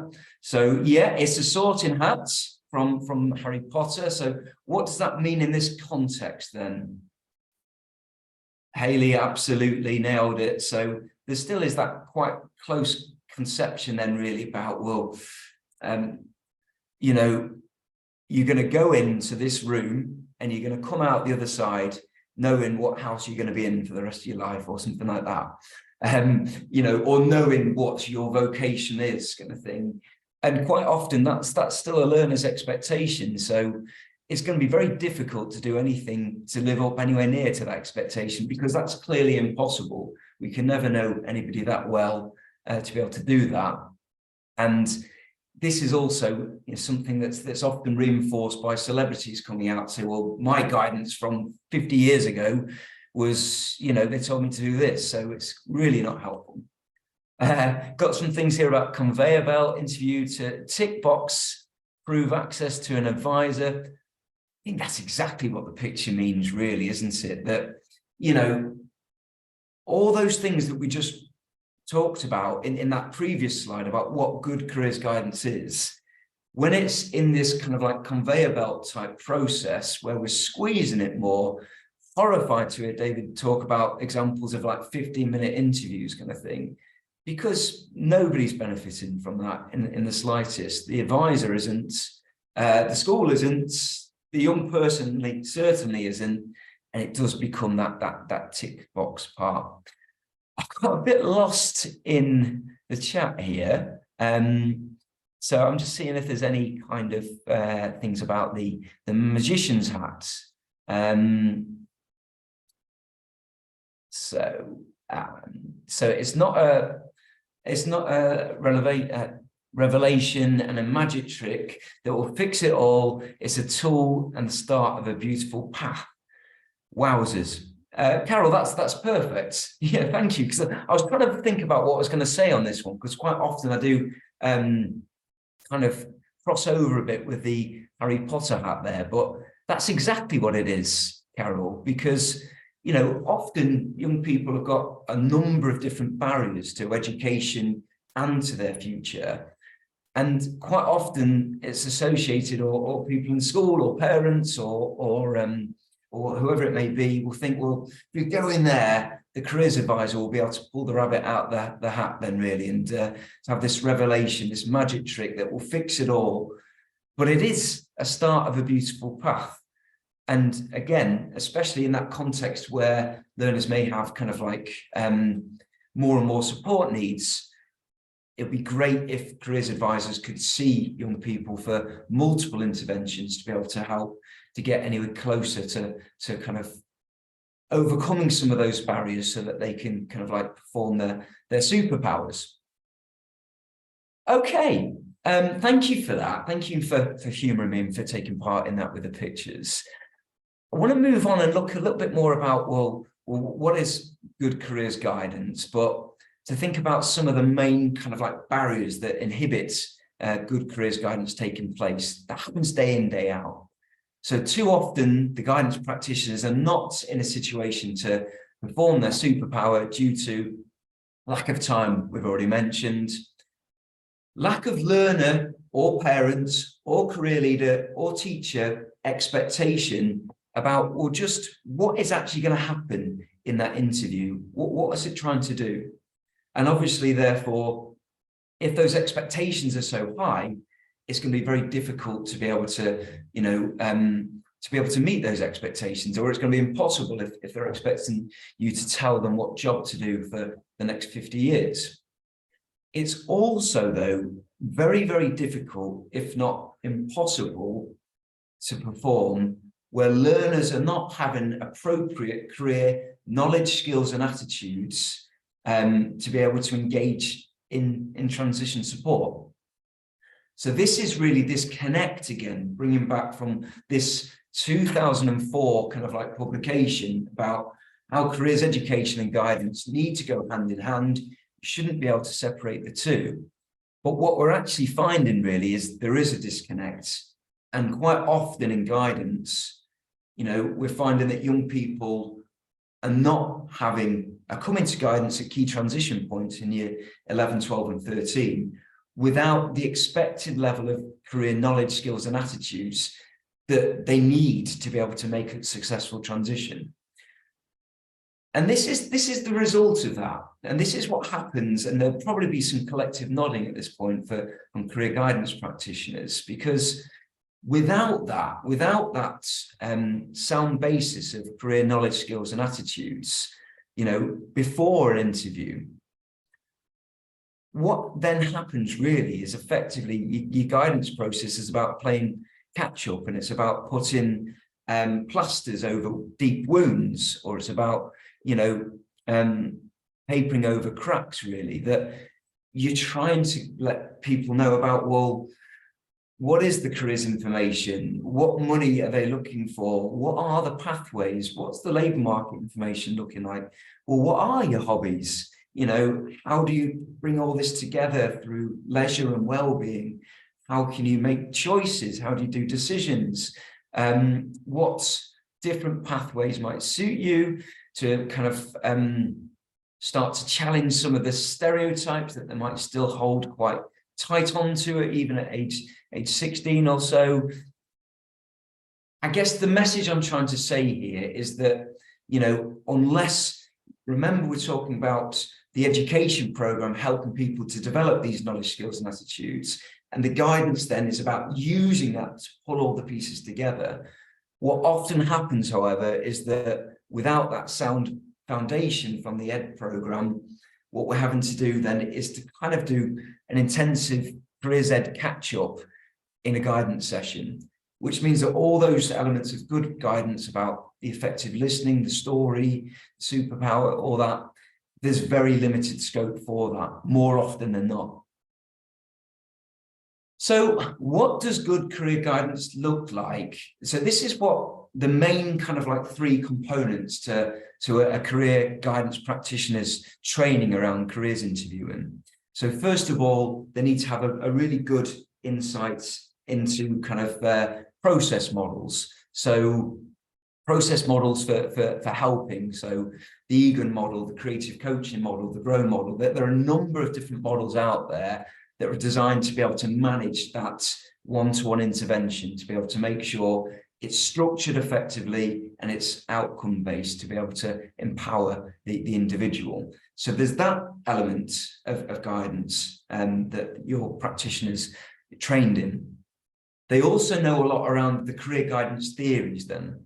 So even the ones back from the 50s then, which was all about kind of like matching people into different jobs, you know, learning from those approaches to occupational choice, have still got a great deal of value to kind of like bring into the mix now about, well, what does good career programs look like, and also how do people approach choice? So this is why we've got a multitude of career quizzes around kind of thing as well, because it still has a value, but not in the old-fashioned way that was there. But every person that approaches transition decisions will have experienced an approach that will be consistent with, you know, one of a whole range, a dozen or more different occupational choice theories that evolved over the years. And guidance practitioners have obviously got an enhanced understanding of that, so they can help young people to identify really, well, what kind of theory they're working to here, and what kind of knowledge have we got already that's associated to that.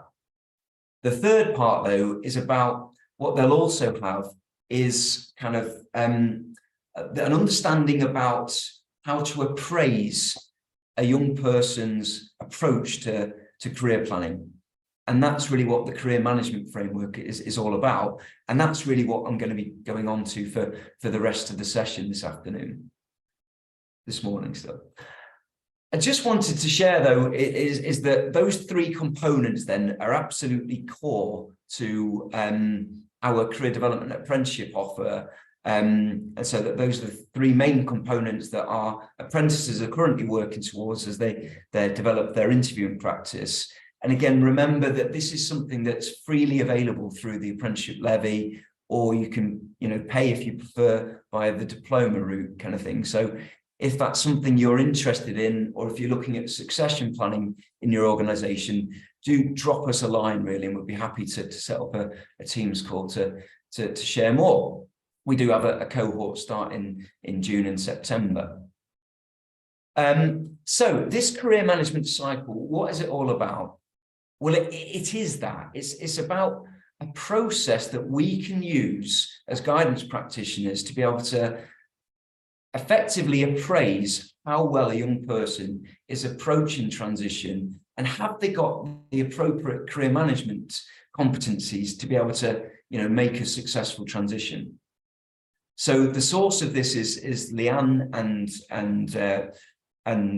Kira, and from the Creative Career Coaching book, and I'll come on to that in a moment then.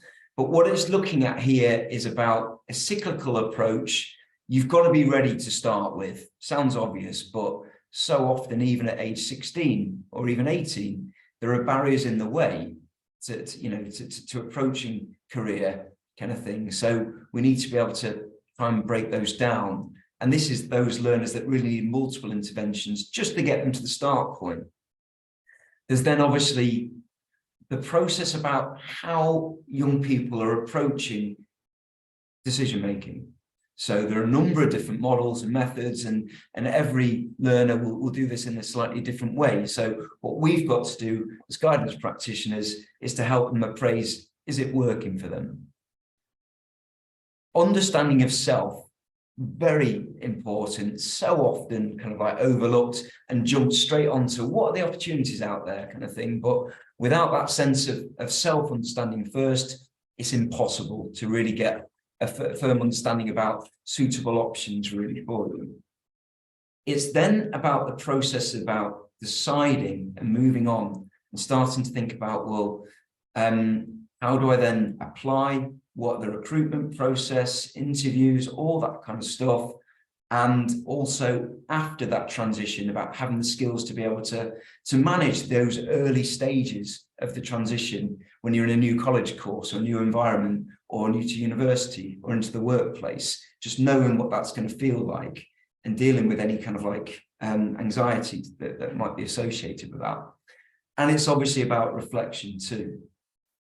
So, I mean, what I'd recommend, so I've got a bit more detail on each of those, but you can have that to refer back to, you know, as part of the, when you access the recording at a later date, really. But it really is, so what we're effectively doing as guidance practitioners is helping young people to be able to identify where they're coping quite effectively with career management and where they might need some help and support, and to be able to put some things in place, some strategies in place in the guidance process to be able to help them to overcome that, so that they're effectively learning a skill for life, which is career management, because they're going to make a number of different career decisions over their lifetime. So just a one discussion around what do I need to be to become a vet might be helpful for the short term, but what we're about is trying to make sure that we're equipping people with the skills and the awareness for career management for life. So that's kind of a bit more about what guidance is all about and what it's trying to do. At the heart of this, from what we've had in the last few slides, has been around the work of Leanne and Kira on the creative career coaching. And if you want more information, I really recommend the book, you know, as a career leader, as somebody training to be guidance, or, you know, even as a refresher for anybody that feels that they need it. It's really, really helpful. And we're delighted that Leanne is part of our career guidance apprenticeship as a guest lecturer. So I think what I just wanted to finish really this session with then is about, well, what effectively is the impact of your careers program, and how can you actually start to use guidance more with a firm understanding about what it is, to really start to appraise the value of guidance and the value of your careers education program. So the questions are, is your careers program equipping your learners to be effective career managers? So we've looked at what effective career management looks like through the guidance process. David shared more about what the competencies look like through the program, through the CDI framework. Does your careers program stand up to those? Is it equipping learners to be effective career managers? Coming back to this notion that careers education is about helping young people to develop the knowledge, attitudes and skills they need. So is it doing that? And what frameworks are you using to ensure career knowledge, skills and attitudes development? And how successful are they doing so? So unfortunately, there are a number really of things that, you know, that we've referred to already. Gatsby, Compass Plus, CDI, PSHE Association, Skills Builder, Quality and Career Standard. There are lots of kind of like frameworks involved in careers, but you've got to make sure that your program is informed by some of this national practice and it's having an impact. So the last part then really is to say, well, you know, what impact are these frameworks having? Can your guidance practitioner answer some of this as a question? So, you know, they're seeing your learners probably at the transition points, and we might be able to help to ask whether or not, you know, they seem career ready at that stage. And I know Jenny's going to be doing a workshop in a couple of moments on this very theme. Also, you can ask employers about, you know, how career ready your learners are. And again, we've got Mariana and Tony that are going to be doing a session on this too. And also, of course, we've got the role of focus groups and the Quality and Career Standard. And Janet and Tracy will be doing a workshop on that in a moment as well. So I think that's about me for time. Thank you ever so much for listening to me twice this morning. I'll hand back over to Joe. Thanks, John. Yes, I was trying to give you a subtle hint by appearing up on the screens. It's nearly your time to finish. So we're going to take another short break now, a comfort break or screen break for 10 minutes. We'll come back at midday, and then we'll have the 3 workshops that John's just spoken about, followed by the speaker panel. So see you all in a moment.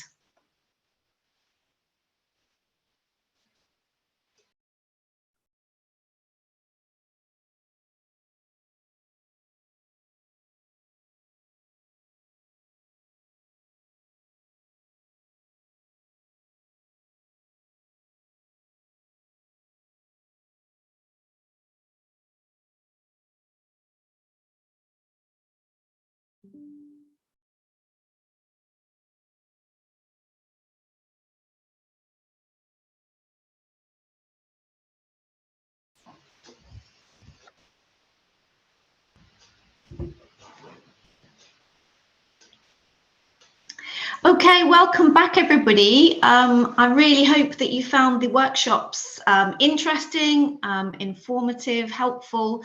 As John mentioned earlier, we really welcome, all of your feedback in terms of, the conference as a whole. Please do tweet us or, contact us in other ways. So thank you, everyone, for rejoining. I hope everybody's back in the room. We're now going to move on to the speaker panel questions. So I'd like to welcome back all of our speakers from today, Nicola, Saj, David, and of course our own John Ambrose, who are ready and waiting to take your questions. Now, I have tried to capture most of these today, but please do shout up if there's anything that I miss out. So I'm just going to grab my question sheet, and she's back in the room. So I think the first question that I noticed was from Nicola's session. This comes from Rebecca Wills. So, and Rebecca, please do, correct me if I get this wrong. Rebecca asks, anecdotally, there appears to be schools pulling the plug on work experience entirely due to the latest Keeping Children Safe in Education guidance and some negative experiences with Ofsted. Is there any advice from the CEC on this? So I'm going to, in the interest of time, because this could be a lengthy answer, but in the interest of time, I'm going to say that literally in the last few weeks, we have made an appointment to our organisation for somebody who is going to really lead on supporting a kind of all aspects of work experience. So the guidance that you have at the moment from us is guidance that is set out in the context of achievement of the Gatsby benchmarks. Safeguarding of young people in work experience placements is obviously to be taken seriously, but in the context of the anecdote, there is a couple of examples flying around the system where it appears that work experience has been made maybe a kind of highlighted scapegoat as a symptom of a range of other safeguarding issues. Now, so there is no evidence to suggest that that safeguarding in relation to work experience cannot be done well, and we should be approaching in the same respect as we would as safeguarding young people in any other context. So following school policies, making sure that additional risk assessments where required for particularly vulnerable people are in place, and then we will issue you some more comprehensive and supportive guidance over time. But if you have concerns, head in the direction of your local careers hub, and they will be able to support you in terms of local context. Okay, thank you for that. Quick question, hopefully this will be a quick answer. Are the careers hubs, sorry, this is to Nicola again, are the careers hubs available for independent schools to use? If you could just clarify that, because there seem to be some kind of mixed views on this in the chat. Okay, so the fundamental principle is that the funding for careers hubs is to support maintained schools and colleges. And that is the definition that's given to us in our grant funding agreement from the Department for Education. That said, there are so many free to access resources and levels of support that independent schools can make use of, that's why you sometimes get a mixed economy of an answer. So my advice to you is to approach your local careers hub from the perspective of being able to participate in your local community of practice. I saw in the chat that somebody had already done that and was engaging with other careers leaders from the perspective of building their network. That type of work is absolutely fine. You can access all of the free resources on our resource directory and provider directory. If you wanted to undertake careers leader training, you can do so, but it would be a paid for model. And as also mentioned in the chat, you wouldn't be able to have access to enterprise advisor services or specifically funded programs of activity. And yeah, so that's the bottom line at the moment. Great, thank you. Finally, question for you, Nicola, again. How do we access more about EHE support from the CEC, as that's not offered through our hub currently? Okay, so the work that we're doing at the moment is very much a pilot around the development of some resources and tools for young people who are electively home educated, but also a set of guidance support for people who are working outside of mainstream education institutions, so the wider education workforce, who may have touch points with young people that are electively home educated. That pilot piece of work comes to an end this August, and then we will take note of the evaluation of that piece of work, and then we will likely be rolling out resources to the wider system. Great. Many thanks for that. I'm going to move on to a couple of specific questions for Saj, if that's okay. First question comes from Joe Tate. Are you able to share the questions that you asked the young people in the focus groups? I'm going to ping that back to Complete Careers that did the research for us. John?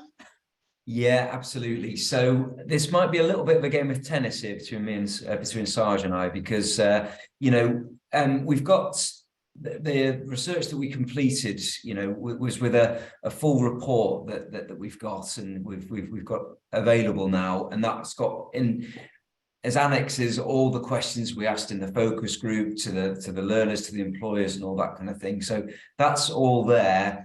It's about, when it's in a position when it can be published, really. So as soon as the report's published, all the questions that we got are in the annex to that and will be available within that then. Okay.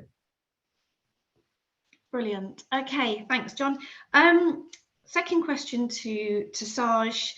In your research, did you consider how transport and access to transport might impact on work experience? This is from Alex Neville, because he is in rural East Anglia, which is something that is a major factor in his area. I think not in the report or in the research thing. I don't think it's a question. I think wider in what we do within Luton and the work we do, especially around disadvantaged young people. I think it's a key aspect of learning about transportation, accessibility.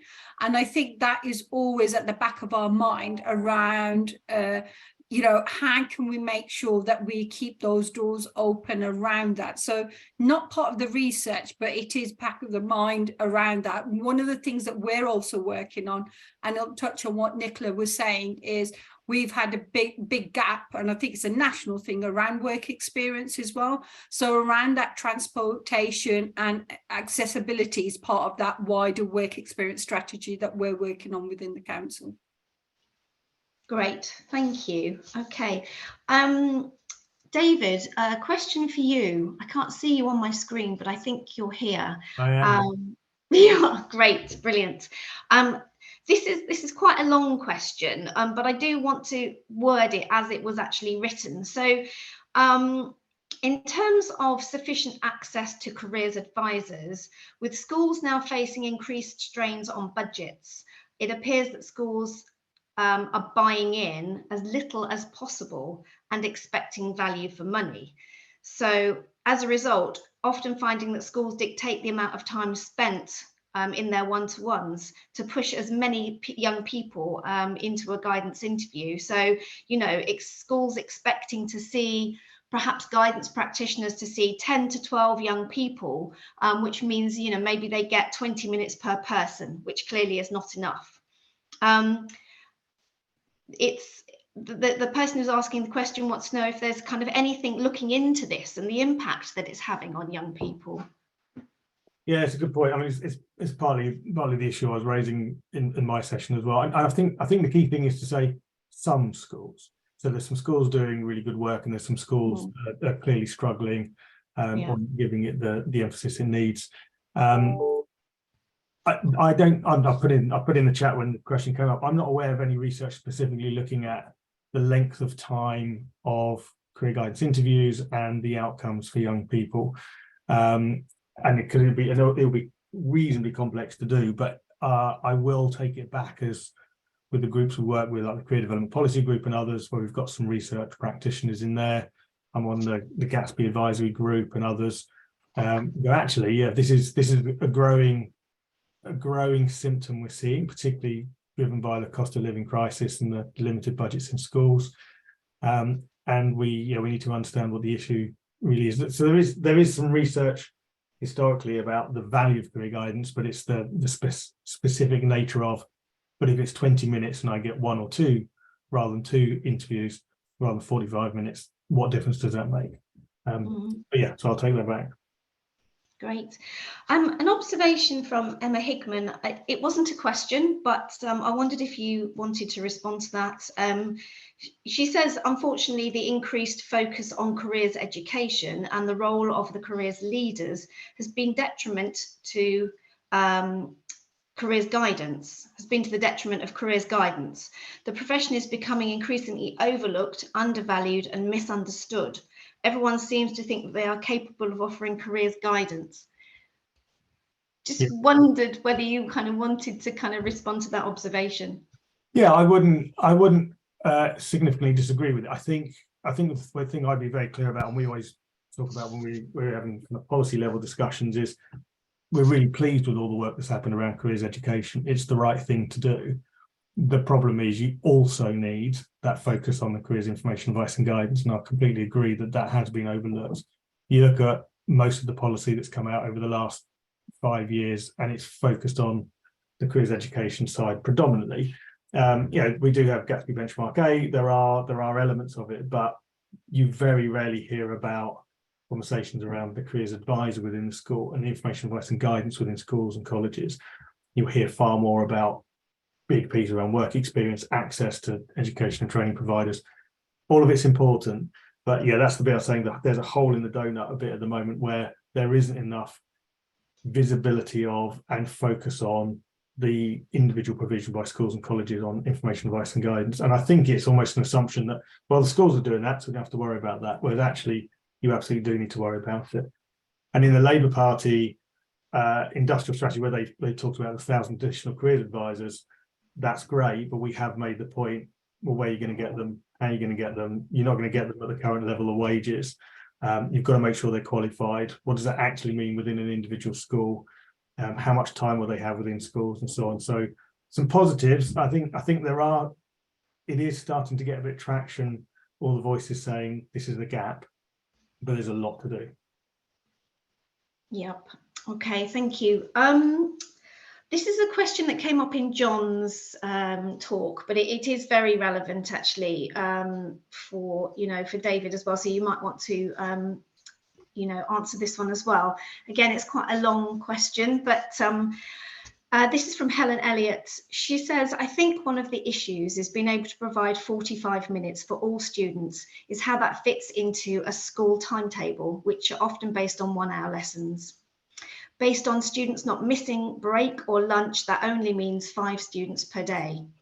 In a cohort of 240 students, that means 48 days or nearly 10 weeks in school, where the person who is giving guidance may well now be qualified but has other career-related responsibilities.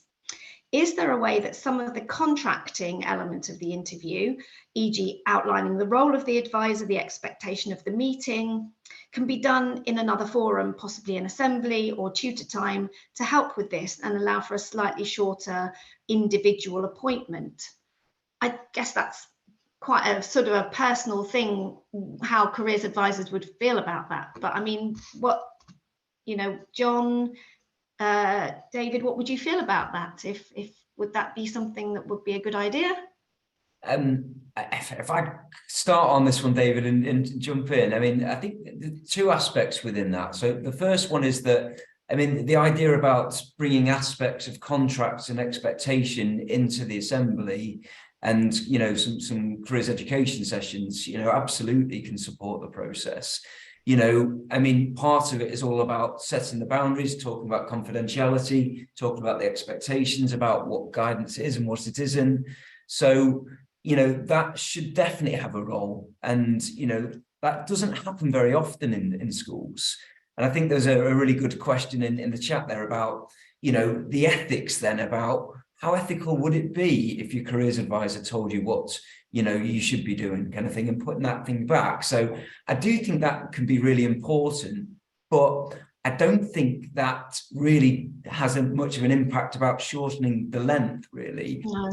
It's more about what I was discussing in my session, is about enabling the career practitioner to be able to do what they do best, better, rather than spending time in the guidance session that should be covered in careers education sessions. So that's the first perspective from me on that one. So yes, it's definitely a good thing to do, but not at the detriment of time. The second part is, I think that there has to be a judgment call here about, do we give 240 people bad advice, you know, or insufficient advice, kind of thing? Or do we kind of, you know, keep working on the careers education program to make it as effective as it possibly can be, you know, diagnosing need as much as possible, bringing things like the CDI framework, the career management cycle into education to better equip them with the knowledge, skills and attitudes, in the knowledge that by doing so, not everybody will need guidance. I think it's important to recognize that. Now, guidance has a value for everybody, but, you know, sometimes not everybody wants or need guidance for that particular transition. And if you're having to make those judgment calls, you know, is it better to be able to make sure you can prioritize those that really want and need it, that are really struggling with transition, and, you know, offer a lesser service to those that possibly don't want it or don't need it so much? And this is where the role of triage can come in, like with level 3 and level 6. It's also things like, Nicola, correct me if I'm wrong here, but I think on the compass score, you know, if 75% of your year group are accessing guidance, kind of thing, then that counts for 100% on Gatsby. So on the compass, I know mathematically that sounds a bit crazy, but it references the fact that initially when this came out, this measure with Gatsby 8, people were dragged into careers interviews, you know, sometimes kicking and screaming to be able to check that box, really. So it's about making sure it's needs driven and making sure that it's quality, kind of thing. And we know that the resources can't stretch, you know, to everybody in the year group, but not, you know, everybody, you know, people need guidance in years 9 and 10 and 11, 12 and 13 as well. So we're always going to have that situation where the supply is going to be far shorter than the demand, I'm afraid. David, I don't know if you've got any different views there, but not necessarily different, but maybe just build on it. I think, you know, we say the minimum 45-minute career guidance interview, and we'll keep saying it because we believe it's best practice. But there is a reality out there in schools, particularly in England. You know, there are levels of resources that won't allow that. There's all the other pressures on the curriculum. So, you know, we know that, like John said, you know, some schools have to choose, well, what's the criteria for getting a one-to-one career guidance interview versus other support. who needs it, who doesn't, how do you make sure people who need it most get it? There are risks in that, well, actually, just because someone says they're going to go to university and be a vet doesn't necessarily mean that they've thought that through and that's the best career path for them. But without that career guidance interview, you wouldn't necessarily know that. I think from the question, I think there's a couple of aspects. One is, how can you get careers higher up the agenda so it's considered as part of the curriculum rather than being squeezed in around the curriculum? And of course, there are limitations on that. The schools are under pressure to deliver an awful lot of stuff. But it's how you can get it as part of that curriculum is really important. So that's the first thing. So it's not just squeezed in over lunchtimes and breaks and things. And the second part really is, okay, so you have that limited time, you have that limited capacity, and there are lots of young people to see. I think the kind of the answer in the question is part of the answer is, okay, so how can you make the career guidance interviews as valuable as possible? If you can't get 45 minutes, if you can't give it for every young person, how do you make it as valuable as possible? And there's a report by the CC about a year, 18 months ago, Nicola will be able to confirm, about a pilot they'd run with group careers coaching and other activities around the career guidance interview that meant when people came in, they were more prepared. Some people actually got to the point where I don't necessarily need it, and so on. So I wouldn't advocate those instead of a career guidance interview. I still think that's at the heart of it. But actually, if you're under pressure, what can you do around the guidance interview to complement it, supplement it, and make it far more impactful if you've got less time? So I'd probably consider those. Thank you both. Actually, kind of there has been some discussion on the chat about kind of using the triage approach to support personal guidance by combining the level 3 and the level 6 support. But some people were asking questions about, does this meet Gatsby benchmark 8? And I suppose that there's a need to be pragmatic, which is coming across here. We have to be pragmatic about the fact that there's only a finite amount of resources in school. And is it therefore better to have young people receiving really high quality information and advice through someone who is actually qualified with a level 3 or a level 4 qualification, rather than everybody having a 15-minute interview with a one-to-one advisor? And I guess that's the sort of, that's sort of perhaps the crux of it. But thank you, brilliant. Okay, so that's the end of the actual questions that I had. I don't know whether people have got sort of burning questions. I know people had other questions in the chat, but I think they've perhaps been answered individually or just answered in the chat. I hope I haven't missed any, but what I wanted to do was, there's a couple of kind of like comments really that I think are perhaps worth a little bit more debate on. I mean, Emma Hickman said something, she said that John had offered a really useful explanation of career guidance. We need to share this message widely with teachers, careers leaders, parents, young people, and someone else put, yes, well-meaning staff and parents don't understand what guidance is. It's kind of educating the educators with, nobody understands what we do. It's the careers lady that's in the cupboard under the stairs sort of thing, sort of dispelling these myths. And I think there was quite a lot of kind of like debate around that.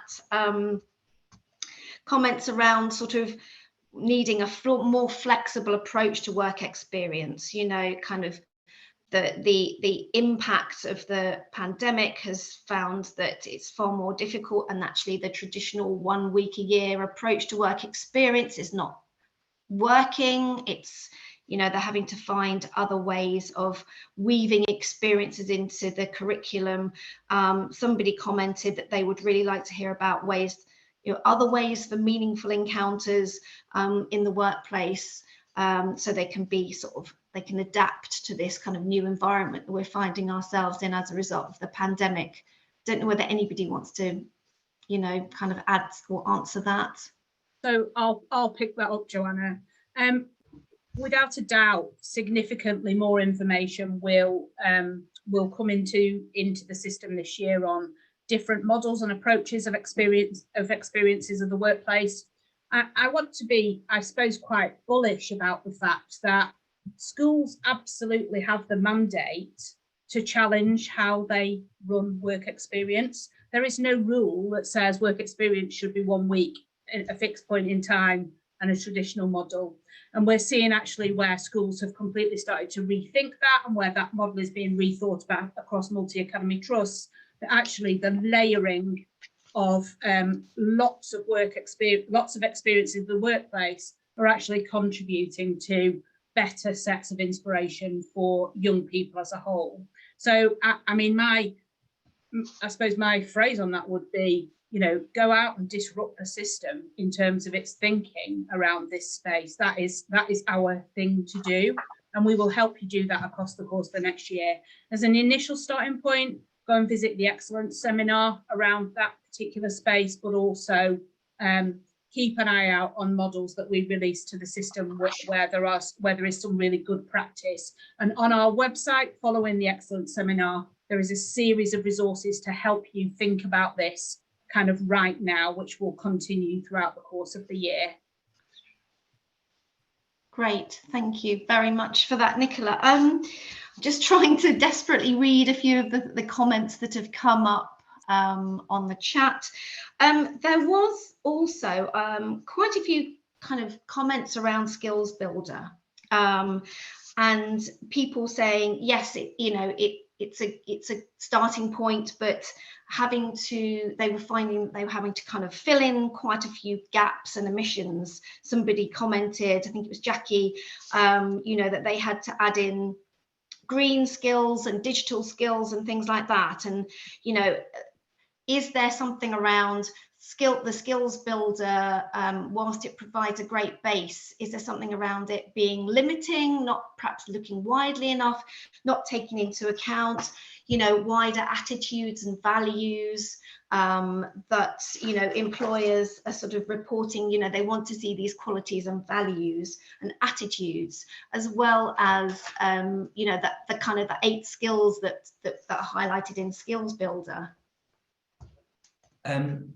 Yeah, I'll just jump in there, because this was quite close to the research that we did in Luton, really. And I think what was really interesting, first of all, in the literature review is that, as you saw from Sarge's presentation, that there were, dozens of different skills and competencies raised, kind of thing.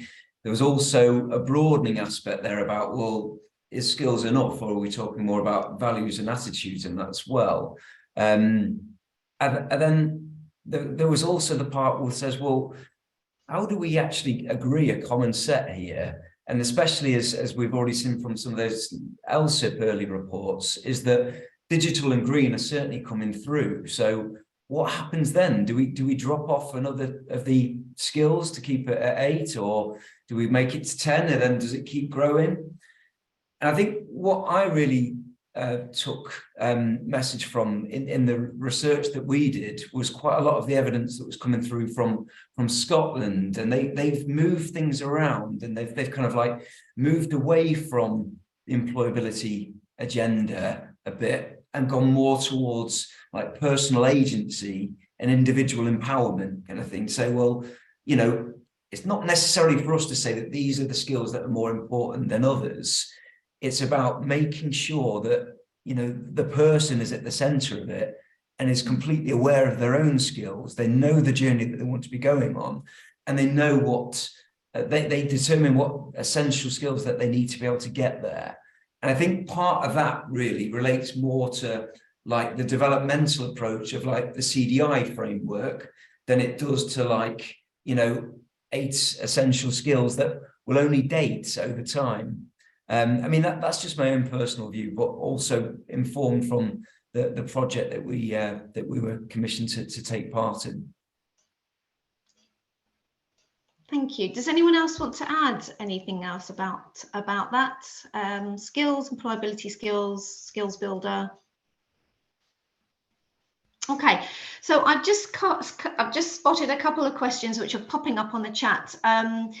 Janet Harris has asked, oh crikey, my screen's just moved. How can we influence school leaders to give more time to careers leads? Don't know who wants to pick up on that one. So I'll pick up on that one, and it's a massive question that cannot be answered in the time that we've got left on this call. But the way to influence education leaders, and I'm speaking from the position of having been one, is through talking to them in a way that is meaningful for them, talking to them about solutions, not talking to them about the challenges that were particularly faced, but rooting conversations in evident solutions and linking careers to the school improvement priorities. And that's the most important thing of all. And actually, I don't want this to turn into, me promoting something that we're developing currently, but the framework of the careers impact review system in our interim findings is showing that the structure of that framework is enabling careers leaders to have meaningful conversations with their head teachers.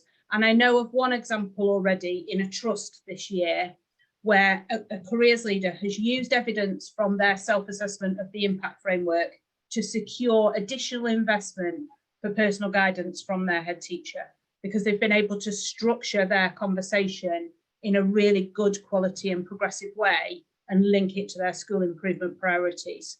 So I think it's important to think about how you frame conversations with head teachers, and you talk to them in the context of what the whole school is trying to achieve, as opposed to, I've got a challenge because I haven't got enough time to do X, Y, or Z. But there is a much bigger conversation to have about all of that, outside of this call. Yeah. Thanks, Nicola. I think I know we don't have much time left, but somebody has asked, Sue Grice has asked about the question, if we can clarify the question around the level 3 and level 6, in terms of, she's just put clarifying that crux question around level 3/level 6 would be extremely helpful. I guess she's coming from the fact that, does the triage approach meet the Gatsby benchmarks, meet the expectations? So I think there's two phases to this. I think you should, there's the technical guidance is available for you in terms of the Gatsby benchmarks on our resources. You should head in the direction of your careers for clarification, but also of examples and models of what is working and what is being taken forward in your areas. But similarly, I hope that practitioners have all raised their concerns around some of these points of clarification in the Gatsby Next 10-year review, which has been open to the sector across the course of the last few weeks, because they are particular points of technicality in terms of how benchmarks are met that they may well address as part of that piece of work going forwards. And I just add, it's not just about meeting the Gatsby benchmarks, it's ensuring that your young people have got support from someone who's qualified to give it. And we would say level 4 rather than level 3 for the information and advice piece, and definitely level 6, 7 for guidance. It's about making sure you've got the right people in the team to deliver the service that you need to for your young people. And just again to come into that, just to add on to that is that I completely agree with that. It's about making sure that the person's at the heart of it, and the quality and career standard, for example. You don't need to be meeting Gatsby 8 fully to be able to have the quality and career standard in your organization. So and it recognizes the process, the needs-based approach, really, and developmental journey kind of thing. But also, I guess, really, if the whole of an education experience, we can't afford a young person with 45 minutes for a careers chat at the end or somewhere along the process. That is a bit saddening, really, I think, to be honest, as a takeaway. So I think it's more about presenting that back and just looking, well, what does that actually look like from a unit value kind of thing, in the course of a day, broken down to kind of like 5 or 7 years of schooling, really. So I think we do need to be kind of challenging a bit more along the way too. Great. Okay. So we literally are nearly at 1 o'clock, which we promised would be the time we would close the conference. I'm sure there are questions that we've missed, and I really do apologise for that if we have missed any. But please do email us with questions. Any questions that we've missed, please do email us, because we will get back to you with a response. You know, if we can't answer the question ourselves, we will be able to find somebody who can. So I'd just like to take this opportunity really to thank all of our guest speakers for doing an absolutely wonderful job today, really making the conference so impactful and full of information and data. And I'm sure everyone will be going back and looking over the PowerPoint presentations. I also want to thank Lucy and Ellen for organising the conference and trying to make it run as smoothly as possible. I think it probably has run smoothly, you know, but there's always a few things that catch us by surprise. So thank you so much to everybody coming along today. I don't know whether, John, you want to say another word of thanks, but no, just yeah, you know, we really appreciate the network that you're all part of here, kind of thing. So, you know, it's brilliant that we're able to provide these conferences, and we'll continue doing so twice a year. And yeah, thank you ever so much for giving up your precious time for coming along today. Yeah, Joe mentioned before, if you've got any further follow-up questions, do put them in the chat. Look out for the website next week, where we'll upload all the slides and the video, and we'll also kind of send an email to summarize that, as long as some feedback from the session today from a survey kind of thing. So yeah, hope you all enjoy the rest of your day, and another long weekend ahead of you too. So all the best. thank you.